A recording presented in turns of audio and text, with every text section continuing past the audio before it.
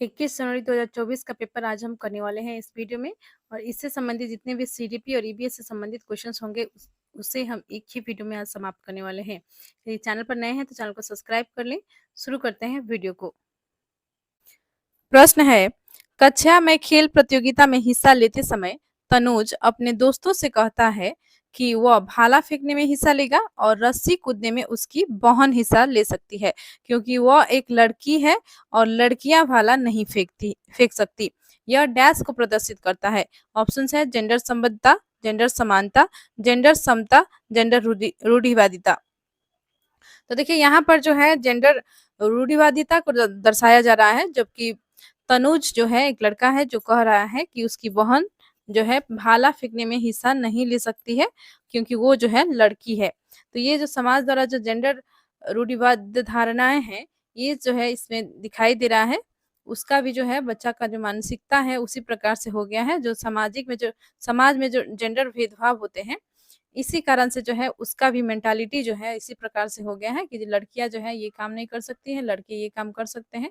जैसे कि एक लैंगिक रूढ़िवादिता को ये भी दर्शाता है, जैसे कि लड़कियां जो है सिर्फ गुड़िया से खेल सकती हैं, लड़के जो है कार से खेलेंगे। लड़कियां जो है पिंक कलर उनको सूट करता है और लड़का जो है उन्हें ब्लू कलर सूट करता है। इस प्रकार की जो मेंटालिटी मानसिकता जो हमारे समाज में चली आ रही है, उसी का जो है ये बच्चा जो है शिकार है, कह सकते हैं एक प्रकार से। क्योंकि उसे जो है लगता है कि उसकी बहन जो एक लड़की है वो कमजोर है और वो जो है ये भाला फेंकने वाले कार्य को करने में सक्षम नहीं है। तो यह जो है जेंडर रूढ़िवादिता को दर्शाता है। तो ऑप्शन इसमें करेक्ट हो जाएगा 4। नेक्स्ट क्वेश्चन की ओर बढ़ते हैं। क्वेश्चन 2 है, अपसारी चिंतन डैश जबकि हमारी चिंतन डैश। तो ऑप्शंस पहले देख लेते हैं।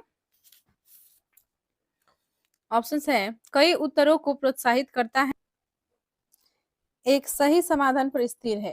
तो देखिए अपसारी चिंतन में जो है हम कई सारे आइडियाज ढूंढते हैं, एक ही जो है समस्या होती है और उसके अनेक जो है हल जो है ढूंढे जाते हैं, जिसके तहत जो है समस्याओं का समाधान किया जा सके। और अभिसारी चिंतन जो है इसमें जो है सिर्फ एक समाधान जो है ढूंढा जाता है, जिसे जो है अपसारी चिंतन जिसे हम जो है डाइवर्जेंट थिंकिंग कहते हैं और अभिसारी चिंतन जिसे हम कन्वर्जेंट थिंकिंग कहते हैं। तो इसमें जो है जैसे कि ऑप्शंस दिए गए हैं, और भी देख लेते हैं ऑप्शंस क्या क्या है। एक सही समाधान पर स्थिर है, क्या अवसारी चिंतन जो है एक सही समाधान पर स्थिर है? नहीं, ये जो है कई उत्तरों को प्रोत्साहित करता है। और अभिसारी चिंतन जो है एक ही सही समाधान पर स्थिर होता है, तो ये गलत है। गणितीय क्षमताओं को बढ़ावा देता है, मौखिक क्षमताओं को बढ़ावा देता है। तो देखिए अपसारी चिंतन गणितीय क्षमताओं को बढ़ावा देता है, मौखिक क्षमताओं को जो है अभिसारी चिंतन बढ़ावा देता है, ये कहा गया नहीं, ये भी गलत है। मौखिक क्षमताओं को बढ़ावा देता है गणितीय ये भी नहीं होगा, ठीक है। तो इसमें जो है ऑप्शन 1 ही करेक्ट है।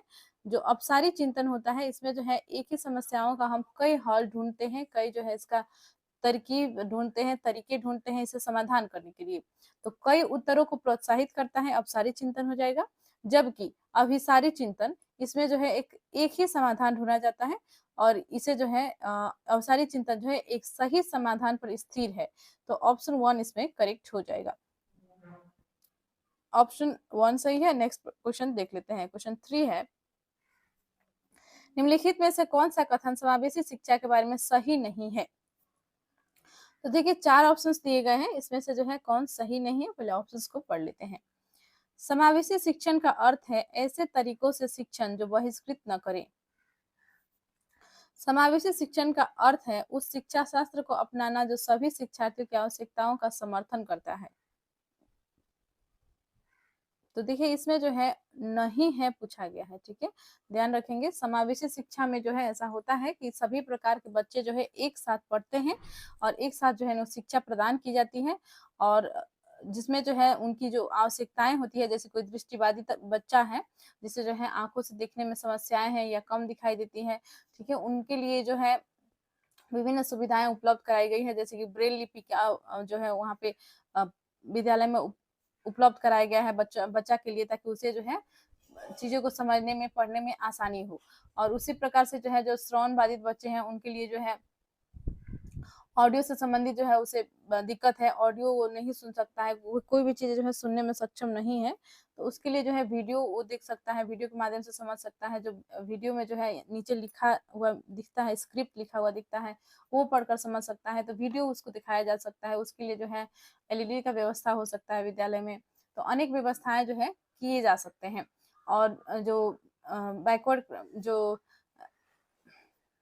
नीचे पृष्ठभूमि से आते हैं, उनके लिए भी जो है व्यवस्था की गई रहती है। जैसे वो जो है बहुत सारे थोड़ा भयभीत रहते हैं एनवायरनमेंट को देखकर, तो उनका जो है ये मनोबल बढ़ाने का काम होता है। और सभी प्रकार के जो बच्चे जो अलग-अलग संस्कृति से आते हैं, अलग-अलग भाषा बोलने वाले बच्चे हैं, सब बच्चे जो है एक साथ बैठकर एक ही कक्षा में जो है शिक्षा ग्रहण करते हैं। इस प्रकार की शिक्षा को हम समावेशी शिक्षा कहते हैं। तो इसमें जो है पूछा गया है कौन जो है सही नहीं है। तो समावेशी शिक्षण का अर्थ है ऐसे तरीकों से शिक्षण को बहिष्कृत न करें। यह जो है इसमें ये समावेशी शिक्षा के संबंध में सही है। समावेशी शिक्षण का अर्थ है उस शिक्षा शास्त्र को अपनाना जो सभी शिक्षार्थियों की आवश्यकताओं का समर्थन करता है। बिल्कुल सही, जैसा कि मैंने आपको भी बताया, यह जो है सभी शिक्षार्थियों का जो है आवश्यकताओं का समर्थन करता है। उन्हें जो भी आवश्यक है उसका जो है पूर्ति किया जाता है, यह सही है। और देख लेते हैं, एक समावेशी कक्षा भाषा शैली में अंतर को समायोजित करता है और सहयोग को बढ़ावा देती है। बिल्कुल सही है। सभी प्रकार के जो है अलग अलग भाषा बोलने वाले बच्चे जो है एक साथ पढ़ते हैं और उनका जो है भाषा का जो है आदर किया जाता है और सहयोग की भावना जो है सब में होती है, यह सही है। निश्चित पाठ्यचर्या और मानक मूल्यांकन के आसपास ही एक समावेशी कक्षा का केंद्र होता है। तो नहीं, ये जो है गलत है समावेशी शिक्षा के संबंध में। तो ऑप्शन 4 ही गलत, इसका जो है करेक्ट हो जाएगा। ठीक है, निश्चित पाठ्यचर्या और मानक मूल्यांकन के पास ही एक समावेशी कक्षा का केंद्र होता है।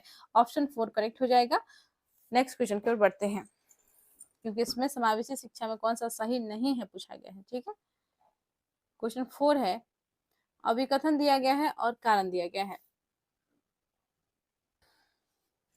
तो अभिकथन है, शिक्षार्थी जो पहले से जानते हैं उसके आधार पर अपने ज्ञान का निर्माण करते हैं।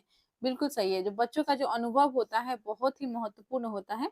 उनकी जो अनुभव होता है उसी से जो है वो वास्तविक जीवन से की चीजों से जो है जोड़कर शिक्षा को जो है जब लेते हैं, ग्रहण करते हैं, तो बहुत अच्छे से सीख पाते हैं, अच्छे से अधिगम कर पाते हैं। तो बिल्कुल सही है कि वो जो जानते हैं उसके आधार पर अपने ज्ञान का निर्माण करते हैं। जैसे कि वो जानते हैं कि पेड़ है, वस्तुएं हैं, उसी का जो है जैसे गणित सीखना है, तो हम जो है पेड़ का ही पिक्चर देखकर जो है गिनती करने लगते हैं, तो हम गिनती भी सीख लेते हैं। या कोई चीज है, जैसे 5 एप्पल रखे हुए हैं, छोटे बच्चे हैं, उन्हें जो है गिनती सिखानी है, तो 5 एप्पल को आप जो है वो मान लीजिए वहां पे अगर उपलब्ध नहीं है तो घर पे भी जो है उस तरह से वो सीख सकता है बच्चा। तो गिनती करके जो है 1 2 3 4 5 करके जो है गिन कर वो सीख रहा होता है।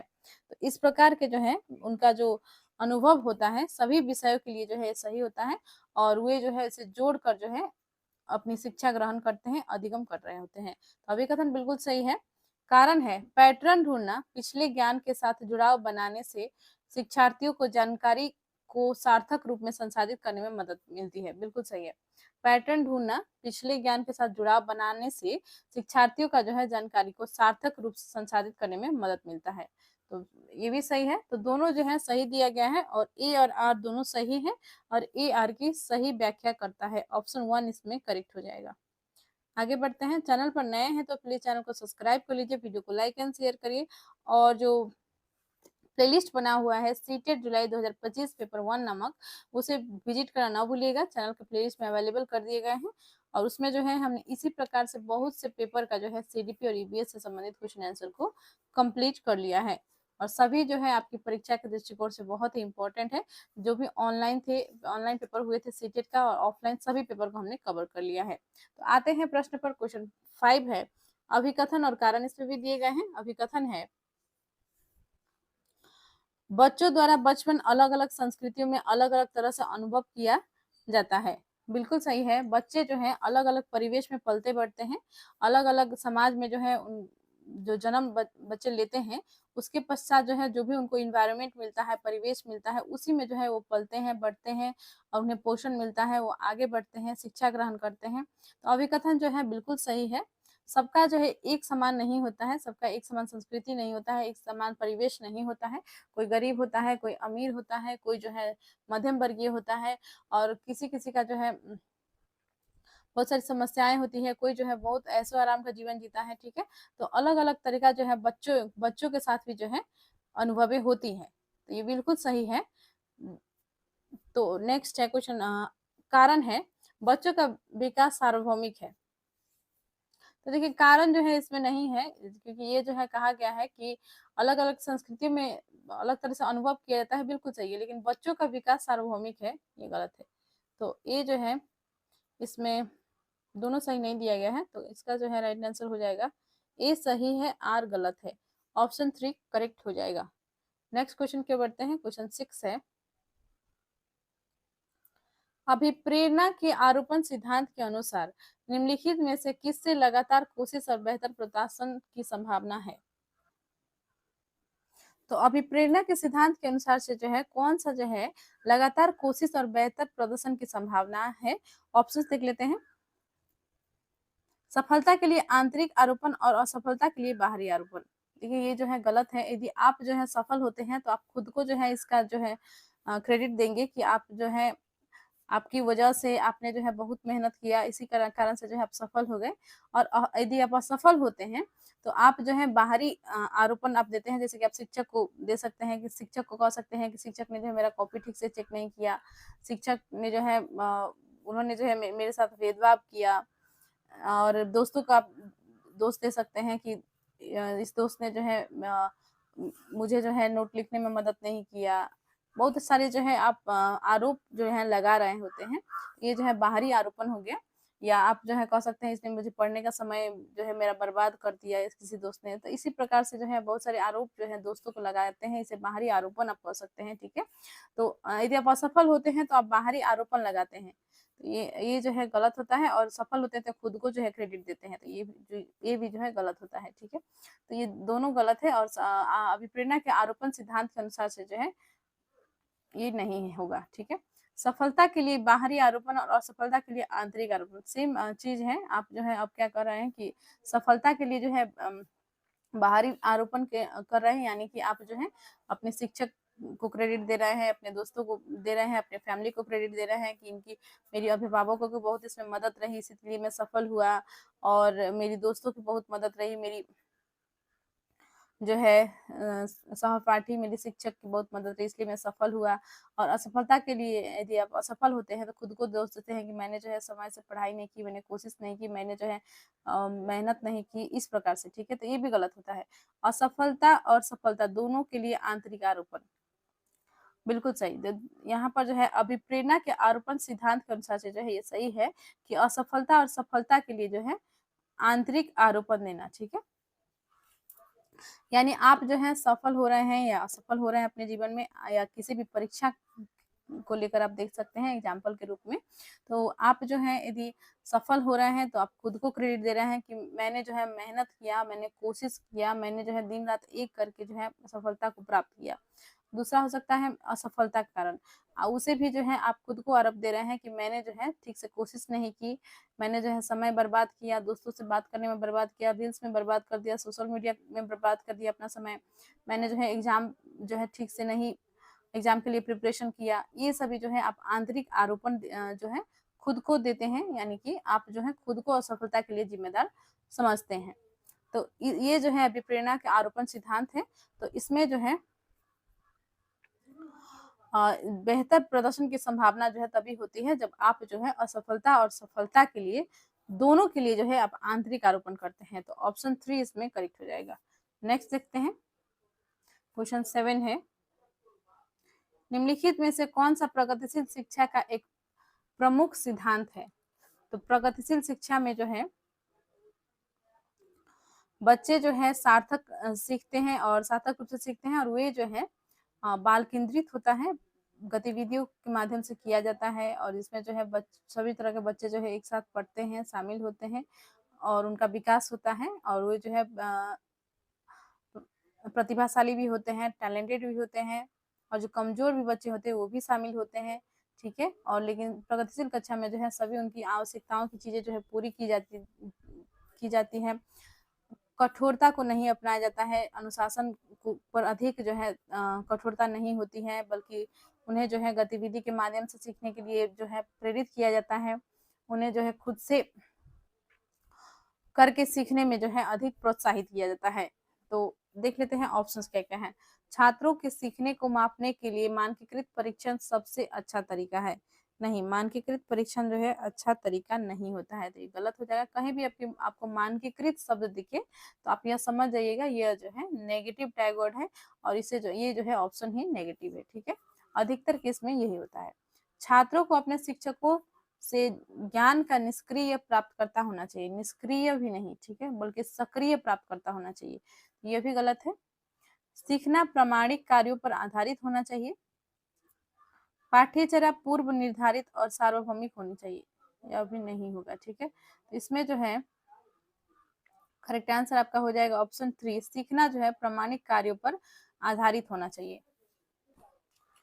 यह जो है प्रगतिशील शिक्षा का प्रमुख सिद्धांत है, सीखना प्रामाणिक कार्यों पर आधारित होना चाहिए। ऑप्शन 3 करेक्ट हो जाएगा। नेक्स्ट है क्वेश्चन 8 है, विकास के किस पहलू में तर्क, चिंतन और समस्या समाधान की व्याख्या की जाती है? तो ऑप्शन है सामाजिक विकास, संज्ञानात्मक विकास, नैतिक विकास, गतिक विकास। तो चिंतन जो है आप किस समस्या प्रश्न है कि किस पहलू में तर्क, चिंतन और समस्या समाधान की व्याख्या की जाती है? तो समस्या समाधान की व्याख्या जो है आप संज्ञानात्मक विकास में करते हैं। इसमें जो है आप तर्क करते हैं, चिंतन करते हैं, आप सोचते हैं, विचार करते हैं समस्या को लेकर और समाधान ढूंढने का प्रयास करते हैं। तो संज्ञानात्मक विकास में होता है। ठीक है, तो ये जो है करेक्ट आंसर इसका हो जाएगा ऑप्शन 2। और संज्ञानात्मक विकास का सिद्धांत दिया था जीन पियाजे ने, ये भी याद रखेंगे। और उन्होंने जो है स्कीमा के बारे में बताया है, और ये जो है रिलेटेड है संज्ञानात्मक विकास से। आगे बढ़ते हैं, क्वेश्चन 9 है, लेव वाइगोत्स्की प्रस्तावित करते हैं कि डैश बच्चों में स्वनियमन के लिए महत्वपूर्ण है। तो क्या जो है आवश्यक है स्वनियमन के लिए? ऑप्शन है असंतुलन, निजी वाक अनुकूलन, संगठन। देखिए स्वनियमन जो है वो होता है अपने विचार को, भावनाओं को अब नियंत्रित करने की जो क्षमता होती है उसे ही जो है हम स्वनियमन कहते हैं। और इसे जो है लक्ष्य को प्राप्त करने के लिए अपने स्वयं के कार्यों को निर्देशित करना और नियंत्रित करने का जो प्रक्रिया है यह जो है स्वनियमन है। ठीक है, तो इसके लिए जो है लेव वाइगोत्स्की जो है प्रस्तावित करते हैं निजी वर्क। ठीक है, निजी वर्क, आप खुद से जो है बात करते हैं और अपने लक्ष्य को जो है निर्देशित करते हैं, नियंत्रण करते हैं, और इस प्रकार से जो है आप लक्ष्य को प्राप्त करते हैं। तो इसका जो है राइट आंसर हो जाएगा ऑप्शन 2, निजी वर्क। नेक्स्ट क्वेश्चन देख लेते हैं, क्वेश्चन 10 है, अभिकथन और कारण दिए गए हैं इस प्रश्न में। लॉरेंस कॉलबर्ग के नैतिक विकास के सिद्धांत में बच्चे कार्यों को उनके परिणाम के आधार पर अच्छा या बुरा समझने से इस समझ पर पहुंचते हैं कि नियम कानून नम्य है और बदले जा सकते हैं। तो देखिए लॉरेंस कॉलबर्ग ने जो है नैतिक विकास का सिद्धांत दिया था, और इन्होंने जो है इसमें 3 चरण दिए हैं नैतिक विकास का, जिसके जो है 6 स्तर है। ठीक है, और उसमें से जो है इसमें बोला गया है कि लॉरेंस कॉलबर्ग के नैतिक विकास के सिद्धांत में बच्चे कार्यों को उनके परिणाम के आधार पर अच्छा या बुरा समझने से इस समझ पर पहुंचते हैं कि नियम और कानून नम्य है और बदले जा सकते हैं। यह जो है कथन बिल्कुल सही दिया गया है। तो एक स्टेज होता है कि बच्चे जो है इसको बहुत फॉलो कर रहे होते हैं, जो भी नियम समाज में बने होते हैं वो स्ट्रिक्टली फॉलो करते हैं, और वो मानते हैं कि नियम को जो है माना जाना चाहिए। लेकिन एक अवस्था ऐसी आती है जिसमें जो है इस समझ पर बच्चे पहुंचते हैं कि नियम और कानून जो है नम्य होता है और इसे जो है बदला जा सकता है। तो इसका जो है अभिकथन सही दिया गया है। कारण है लॉरेंस कॉलबर्ग का तर्क है कि नैतिक विकास क्रमिक रूप से चरणों में होता है।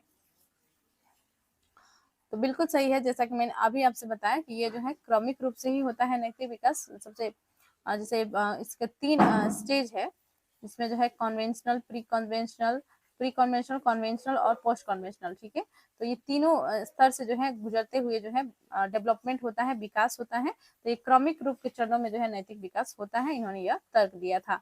तो कारण भी सही दिया गया है, तो दोनों जो है सही है।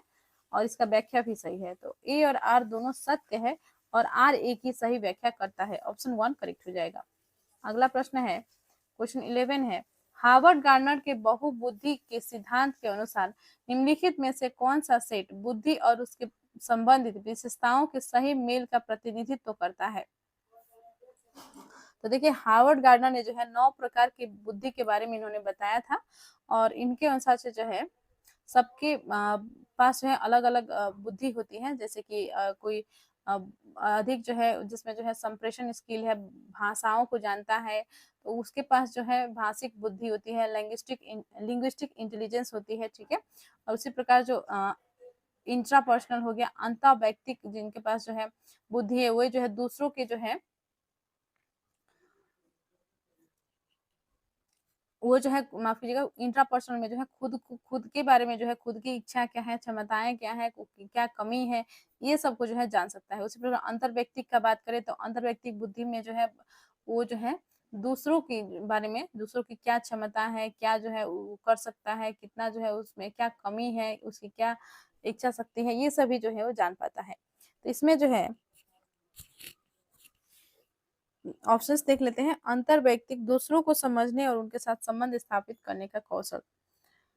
और है तार्किक गणितीय, नृत्य या क्रीड़ा संबंधी क्षमताएं,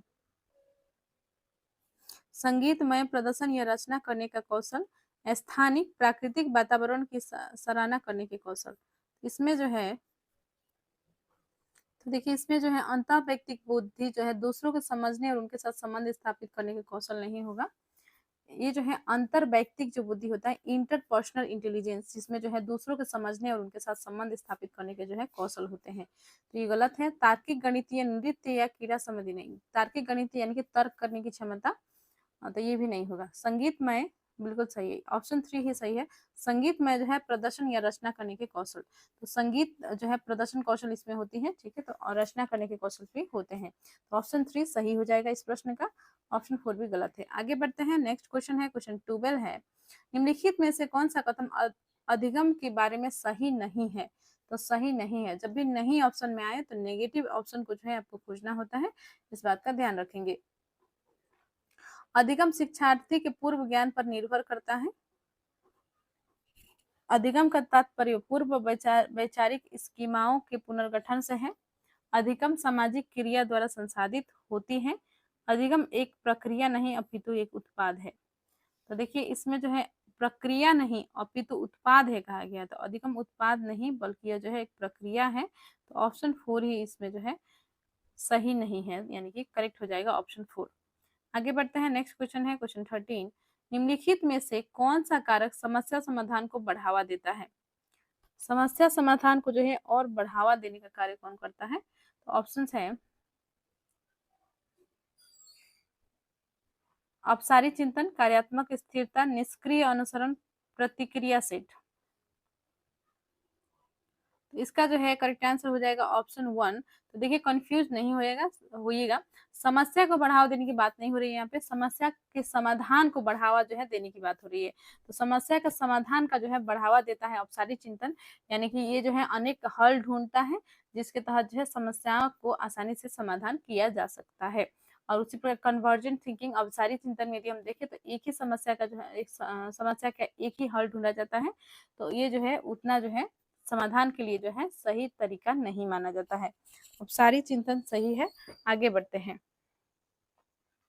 कोहलबर्ग के नैतिक विकास के सिद्धांत के अनुसार किस स्तर पर बच्चे आत्म केंद्रित होते हैं और किसी कार्य को करने में अपना ही लाभ देखते हैं।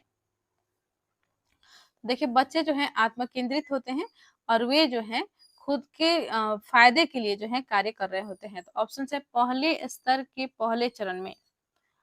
दूसरा है तो बच्चे जो है व्यक्तिगत लाभ देखते हैं पहले स्तर के दूसरे चरण में। ऑप्शन सेकेंड इसमें करेक्ट हो जाएगा। पहले स्तर में जो है आता है पूर्व पारंपरिक स्तर अर्थात कि प्री कॉन्वेंशनल स्टेज, और जिसके तहत जो है चरण 1 में होता है सजा से बचना और चरण 2 में है होता है व्यक्तिगत लाभ। और व्यक्तिगत लाभ की यहाँ पे बात की जा रही है, ठीक है। तो करेक्ट आंसर इसका हो जाएगा ऑप्शन सेकेंड। आगे बढ़ते हैं। क्वेश्चन 15 है, वंचित वर्गों से संबंधित विद्यार्थियों के समावेशन के लिए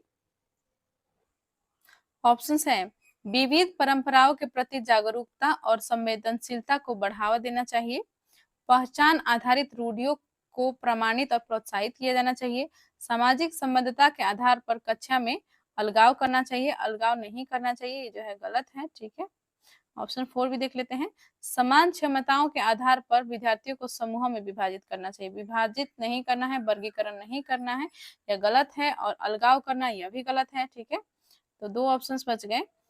पहचान आधारित रूढ़ियों को प्रमाणित और प्रोत्साहित किया जाना चाहिए, नहीं, जो पहचान के अनुसार जो है, जो रूढ़ियां जो है, रूढ़िवादी धारणाएं हैं जो समाज में चली आ रही है, इसे बढ़ावा देना ये गलत है, तो प्रोत्साहित नहीं करना है चीज को। ऑप्शन इसमें करेक्ट हो जाएगा ऑप्शन 1, कि जो भी वंचित वर्ग से बच्चे आते हैं उनका जो भी संस्कृति है, जो भी उनका कल्चर है, उनका भाषा है, इसे जो है और जो है एग्जाम्पल के रूप में एक शिक्षक को लेनी चाहिए, और ताकि उन्हें जो है बढ़ावा मिले, उनका जो है समावेशन को जो है बढ़ावा मिले। तो करेक्ट आंसर इसका हो जाएगा ऑप्शन 1, विविध परंपराओं के प्रति जागरूकता और संवेदनशीलता को बढ़ावा देना चाहिए। जो भी उनके जो है फेस्टिवल्स हैं, उसके जो है एग्जाम्पल्स लिए जा सकते हैं। ठीक है, पढ़ाने के दौरान, तो ये जो है तरीका सही है, तो ऑप्शन 1 सही हो जाएगा, विविध परंपराओं के प्रति जागरूकता और संवेदनशीलता को बढ़ावा देना चाहिए। तो यदि आप तैयारी कर रहे हैं सीटेट परीक्षा की, तो आपके लिए जो है वीडियो बहुत ही इंपॉर्टेंट है, और पिछले साल का ही प्रश्न है 2024 का, जो कि जनवरी में परीक्षा हुआ था, और इस पेपर का समाप्त होने के पश्चात जो है हम जुलाई वाला पेपर भी करने वाले हैं। तो चैनल से जुड़ जाइएगा, चैनल को सब्सक्राइब कर लीजिए, वीडियो को लाइक एंड शेयर कर दीजिए, कमेंट करें, और साथ में एक प्लेलिस्ट बना हुआ है आप सभी के लिए, सीटेट जुलाई 2025 पेपर 1 नामक प्लेलिस्ट है चैनल पर, जिसपे हमने जो है बहुत से पेपर जो है सॉल्व कर रखा है, इसी प्रकार से सीटेट प्रीवियस ईयर क्वेश्चन से जो संबंधित है। तो एक बार प्लेलिस्ट को विजिट कर ले, और जितने भी पेपर सॉल्व हो गए हैं, जिस सीडीपी और ईवीएस से संबंधित क्वेश्चन आंसर कराए गए हैं, वो सभी भी देख लीजिएगा। क्वेश्चन है, निम्नलिखित में से उपयोगी प्रतिपुष्टि की एक विशेषता कौन सी है? ऑप्शंस है, यह केवल कार्य के अंत में ही दी जाती है, तो नहीं, ये केवल कार्य के अंत में जो है दी जाती है, ये गलत है। यह व्यापक और सामान्य होती है, नहीं, ये सामान्य नहीं होती, बल्कि यह जो है विशिष्ट होती है। ठीक है, तो ये गलत है। ये केवल परिणामों पर केंद्रित होती है, नहीं, उपयोगी प्रतिपुष्टि जो है यह सिर्फ परिणामों पर जो है यह जो है केंद्रित नहीं होती है। और कहीं भी आपको केवल वर्ड दिखे तो आप समझ जाइएगा ऑप्शन जो है नेगेटिव होता है, केवल जो है एक नेगेटिव टैग वर्ड है, तो आप याद रखेंगे किसी भी ऑप्शन में जो है आपको केवल वर्ड दिखे, असक्रिय दिखे, निष्क्रिय दिखे, या फिर से जो है मानकीकृत दिखे, तो ये सभी जो है नेगेटिव टैग वर्ड्स होते हैं, ये जो है आप समझ जाइएगा, ये सभी जो है नेगेटिव है, तो उन ऑप्शंस को जो है आप छांट लीजिएगा पहले नेगेटिव ऑप्शंस के तौर पर। तो ये केवल परिणामों पर केंद्रित होता है, नहीं, ये भी गलत है। यह सामयिक और विशिष्ट होती है, बिल्कुल सही है। जो उपयोगी प्रतिपुष्टि जो होती है, इसकी यह विशेषता है कि यह जो है सामयिक होती है और विशिष्ट होती है, सामान्य नहीं होती है, तो ऑप्शन 4 करेक्ट हो जाएगा। नेक्स्ट क्वेश्चन देखते हैं, समीपस्थ सिद्धांत कहता है कि शैशवावस्था में, तो समीपस्थ सिद्धांत क्या है? ऑप्शन है, अंग हाथों और पैरों की तुलना में तेजी से बढ़ते रहते हैं। तो समीपस्थ सिद्धांत में जो है ऐसा होता है कि बच्चों का जो है जो अंग होते हैं वो जो है हाथों और पैरों की तुलना में जो है तेजी से बढ़ते रहते हैं, तो ऑप्शन 1 ही इसमें करेक्ट है, तो इसका जो है करेक्ट आंसर हो जाएगा ऑप्शन 1।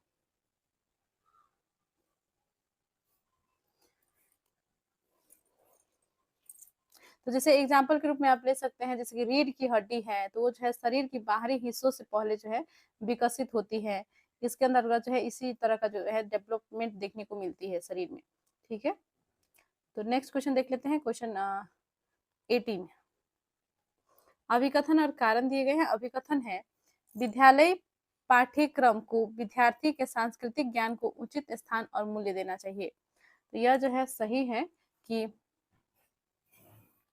जो पाठ्यक्रम जो है निर्मित है, जो सिलेबस जो है बनाया जाता है पाठ्य पुस्तकों की, तो इसको जो है इसमें जो है सांस्कृतिक जो भी बच्चों की संस्कृति है उनको जो है शामिल किया जाना चाहिए, इससे जो है बच्चे आसानी से सीखते हैं और उन्हें जो है एक समावेशन जो किया जाता है उससे जो है उनकी मनोबल भी बढ़ती है, जिसके कारण से जो जैसे कि पिछड़े वर्ग की लोग हैं, बच्चे हैं, तो उनका जो है संस्कृति को उजागर करने के लिए जो है पाठ्य पुस्तक में इसे शामिल किया जाएगा। तो उनका जो है इनके बारे में पूरी दुनिया जानेगी और उन्हें भी जो है महसूस होगा कि हमारी जो ये पर्व है, हमारी जो संस्कृति है, ये पुस्तक में भी इंगित है, तो ये जो है हम लोग का कल्चर जो है बहुत ही अच्छी कल्चर है। इस प्रकार से जो है उनका जो है एक मनोबल बढ़ेगा और उनका जो है समावेशन भी बढ़ेगा। तो इसके लिए जो है विद्यालय पाठ्यक्रम को विद्यालय के सांस्कृतिक ज्ञान को उचित स्थान और मूल्य देना चाहिए। अब अभिकथन जो है सही है। विद्यार्थियों को उनकी सांस्कृतिक पहचान को बनाए रखने के लिए समर्थन प्रदान करना सीखने की प्रक्रिया को सुगम बनाता है। बिल्कुल सही। तो उदाहरण के तौर पर जो है किसी फेस्टिवल का एग्जाम्पल लिया जा सकता है या किसी अन्य चीजों का जो कि उनके जो है संस्कृति से रिलेटेड है, उन चीजों का जो है एग्जाम्पल के तौर पर पढ़ाते समय जो है शिक्षक ले सकते हैं। और पाठ्यक्रम में जो है इंगित है तो और अच्छे से जो है शिक्षक भी जो है उसे उदाहरण के तौर पर पढ़ाने में उन्हें भी आसानी होगी और बच्चों को जो है और उनका मनोबल बढ़ेगा और उन्हें जो है उनकी समावेशन भी कक्षा में बढ़ेगी। तो कारण भी सही दिया गया है। तो इसका जो है करेक्ट आंसर इसमें हो जाएगा ऑप्शन 1। ए और आर दोनों सही है और ए की आर सही व्याख्या करता है। ऑप्शन 1 करेक्ट है। नेक्स्ट है,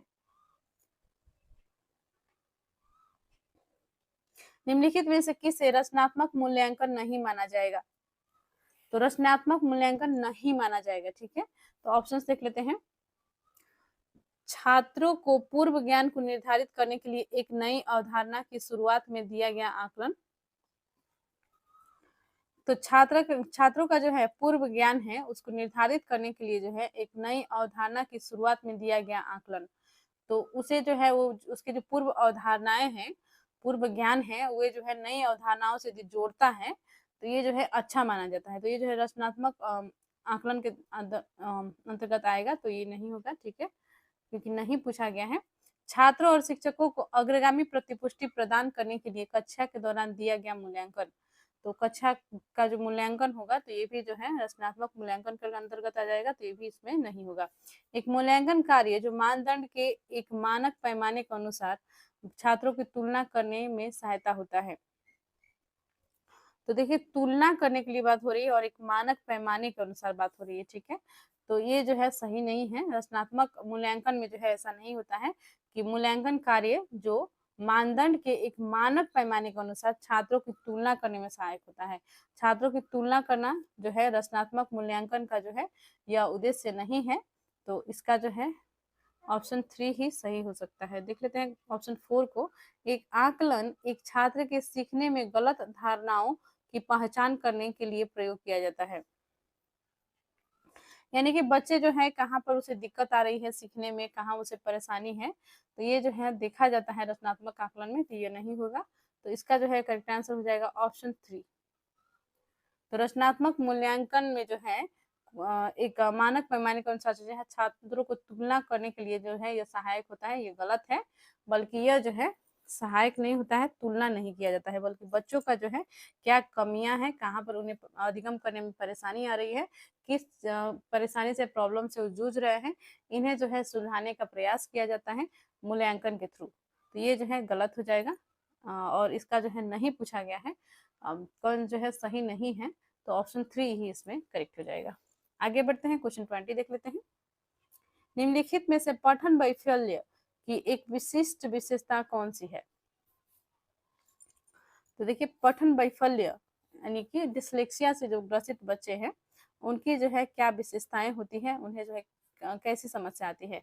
तो जो डिसलेक्सिया से ग्रसित बच्चे होते हैं, पठन वैफल्य जो होते हैं उनका जो है पढ़ने से संबंधित उनमें विकार होती हैं, वे जो है उच्चारण ढंग से नहीं कर पाते हैं, या कोई सेंटेंस दे दिया जाए पढ़ने के लिए तो ठीक से पढ़ने में जो है सक्षम नहीं होते हैं। तो जो पठन वैफल्य की विशेषता है क्या है देख लेते हैं। ऑप्शन है रचनात्मक समस्या समाधान में कठिनाई, ध्वन्यात्मक प्रसंस्करण में कठिनाई, शारीरिक समन्वय में कठिनाई, स्थानिक समझ जानकारी में कठिनाई। तो देखिए इसका जो है करेक्ट आंसर इसमें हो जाएगा ध्वन्यात्मक प्रसंस्करण में कठिनाई, क्योंकि उन्हें जो है सही उच्चारण करने में और पढ़ने में परेशानी होती है। ठीक है, शारीरिक संबंधित नहीं होता है, स्थानिक से संबंधित नहीं होता है, और रचनात्मक समस्या समाधान में कठिनाई ये भी नहीं होता है। तो पठन वैफल्य से जो ग्रसित बच्चे हैं उन्हें ध्वन्यात्मक प्रसंस्करण में कठिनाई होती है। ऑप्शन सेकेंड करेक्ट हो जाएगा।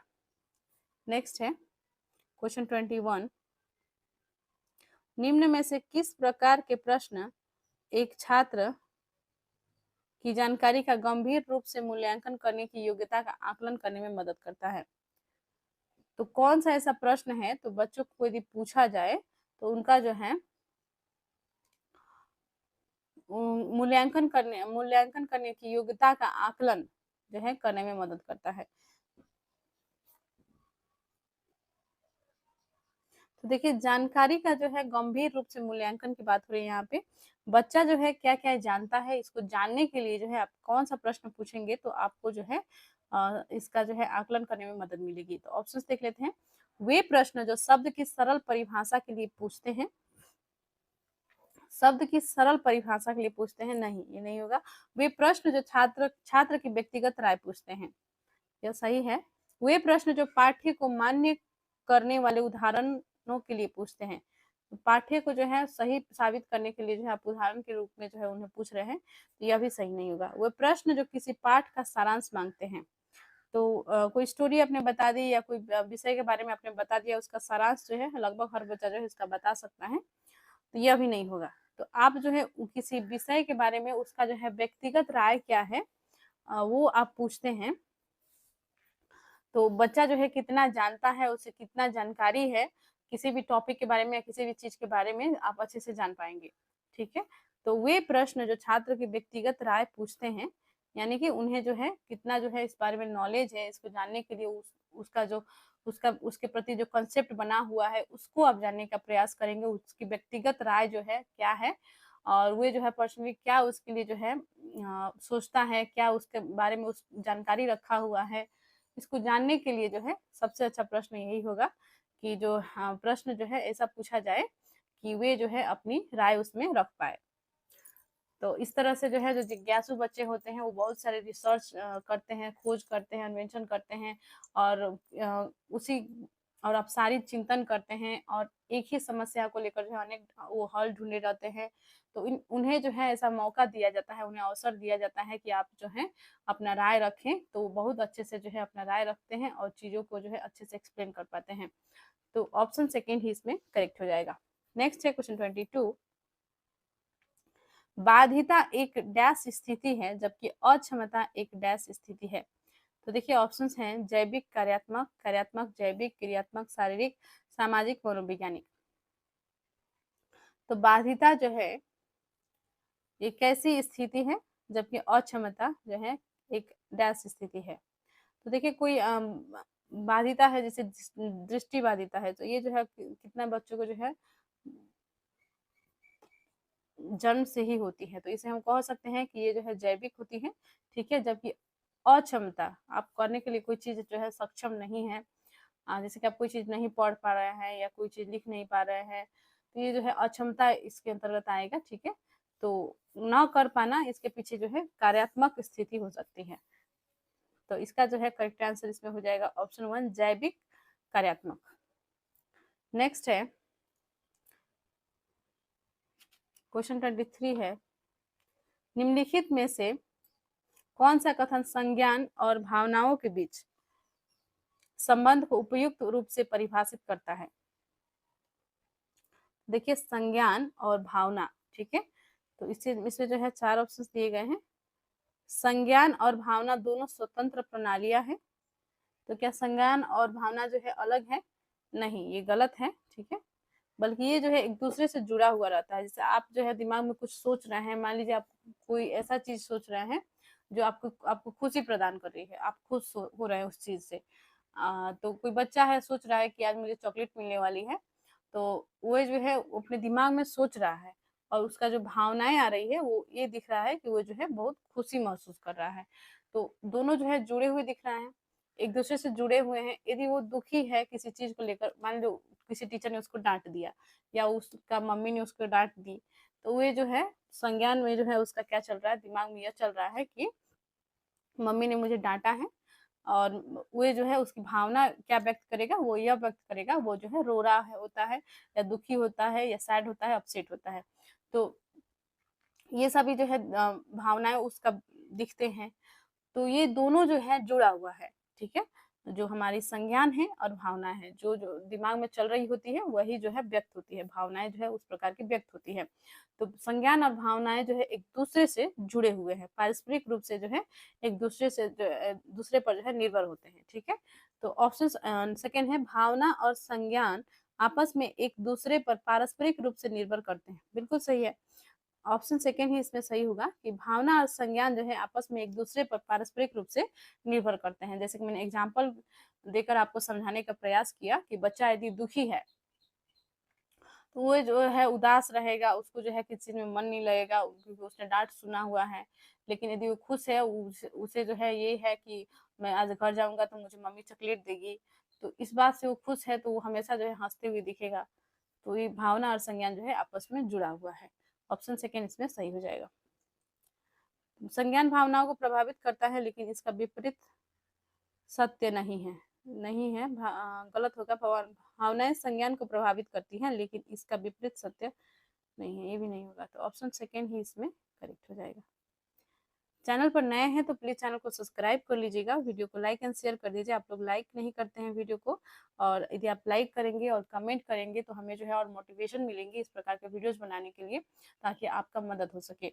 और जो सीटेट जुलाई 2025 का एक प्लेलिस्ट बना हुआ है पेपर 1 का, इसी चैनल पर प्लीज प्लेलिस्ट को विजिट कर ले और देख लीजिए जितने भी वीडियोस अपलोड हुए हैं, क्योंकि इन वीडियोस को आप देख लेते हैं तो सीडीपी और ईवीएस जो सेक्शन है आपका सीटेट परीक्षा के लिए, ये आपका पूरा जो है क्लियर हो जाएगा। आपको कोई इसमें जो है परेशानी नहीं रह जाएगी, क्योंकि क्वेश्चंस जो है रिपीट होते हैं, प्रीवियस क्वेश्चंस, तो इसे जो है कर लेना बहुत ही जरूरी है।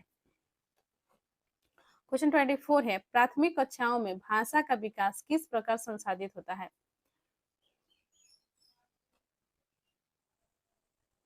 ऑप्शन है, जब शिक्षक अमूर्त अवधारणाओं को संदर्भित करने के लिए ठोस उदाहरणों का उपयोग करते हैं, जब शिक्षक औपचारिक भाषा के प्रयोग पर जोर देते हैं और उसे लागू करते हैं। तो देखिए यह नहीं होगा।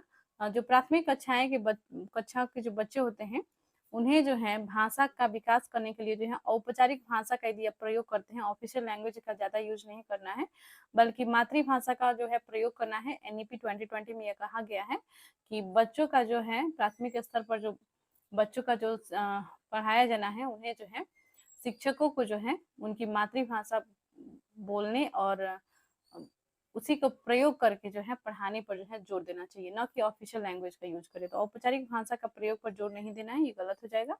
जब शिक्षक बच्चों की मातृभाषा की अवहेलना और उपेक्षा करते हैं, तो देखिए अवहेलना नहीं करना है मातृभाषा को, बल्कि उन्हें जो है और जो है उन्हें बढ़ावा देना है, और ताकि बच्चे जो है आसानी से सीख सके। जब ऑफिशियल लैंग्वेज यूज किया जाएगा, मातृभाषा को जो है साइड कर दिया जाएगा, तो बच्चे जो है सीखने में परेशानी महसूस करेंगे, उन्हें कुछ समझ ही नहीं आएगा कि सर कह क्या रहा है, मिस कह क्या रही है। तो जब समझ नहीं पाएंगे तो सीखेंगे कैसे।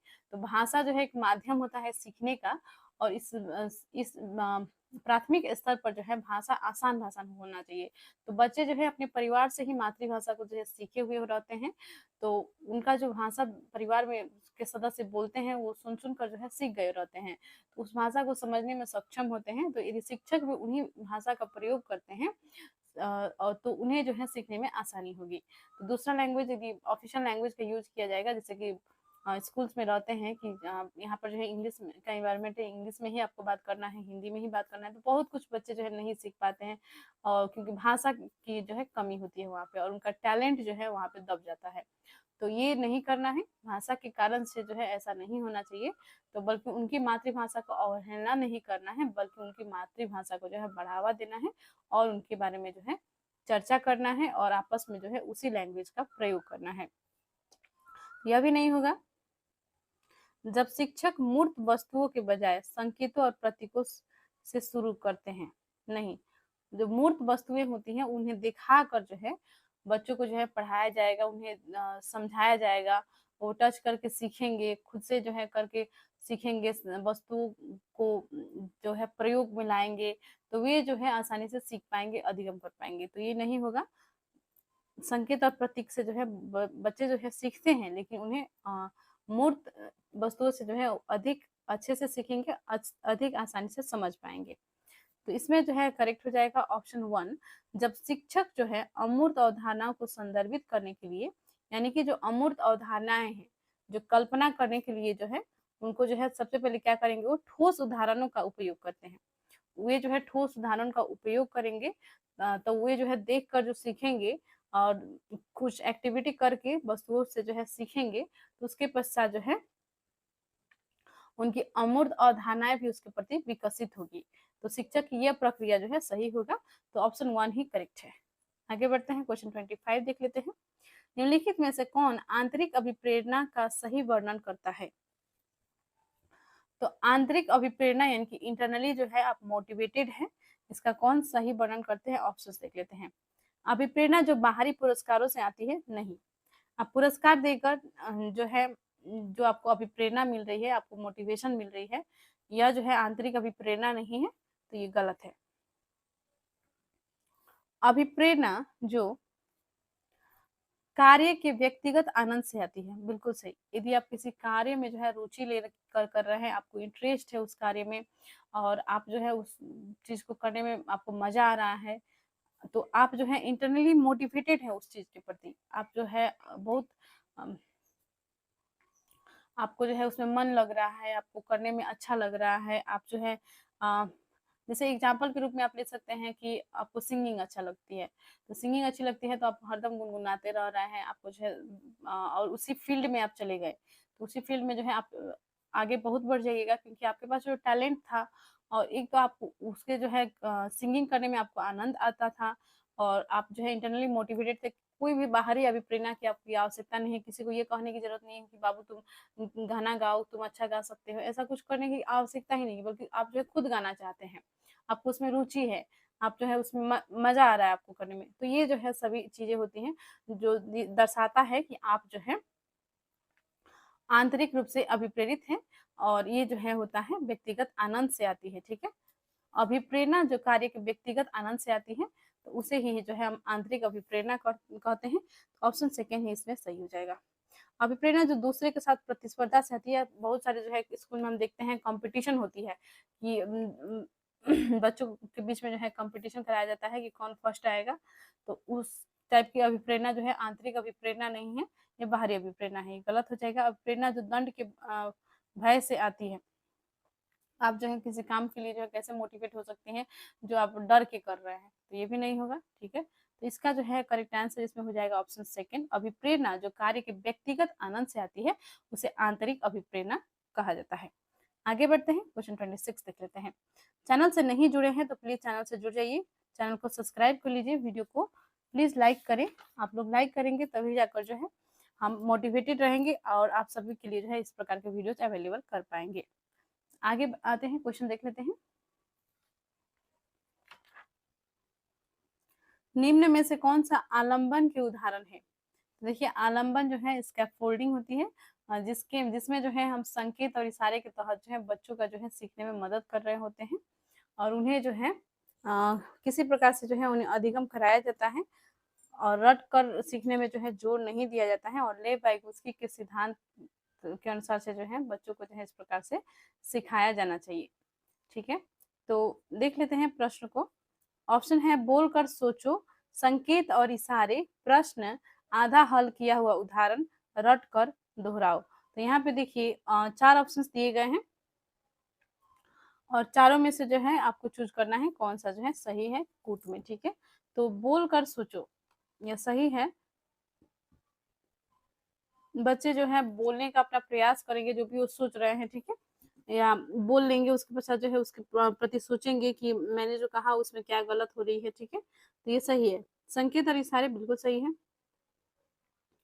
तो कोई जो है जो मोर नॉलेजेबल पर्सन है, एमपीओ है, ठीक है, वे जो है क्या कर रहा है कि दूसरा जो सीखने में जिसे कठिनाई आ रही है उसे जो है संकेत देता है और इशारे से समझाने का प्रयास करता है, और जेडपीडी तक पहुंचाने का जो है उसका लक्ष्य रहती है। जैसे कि कोई सहपाठी भी हो सकता है, कोई बच्चा है उसे पढ़ना जो है पढ़ने में दिक्कत हो रही है, तो उसका फ्रेंड है वो उसे मदद कर रहा है, तो ये जो है संकेत और इशारे हो सकते हैं।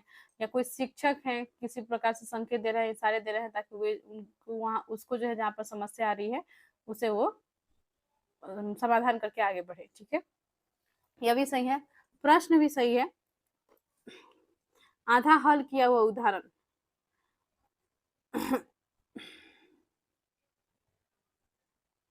तो कोई बच्चा है उसने जो है कोई प्रश्न का आधा हल किया हुआ है और उसे जो है आगे नहीं आ रहा है, तो ये आलम्बन का उदाहरण है।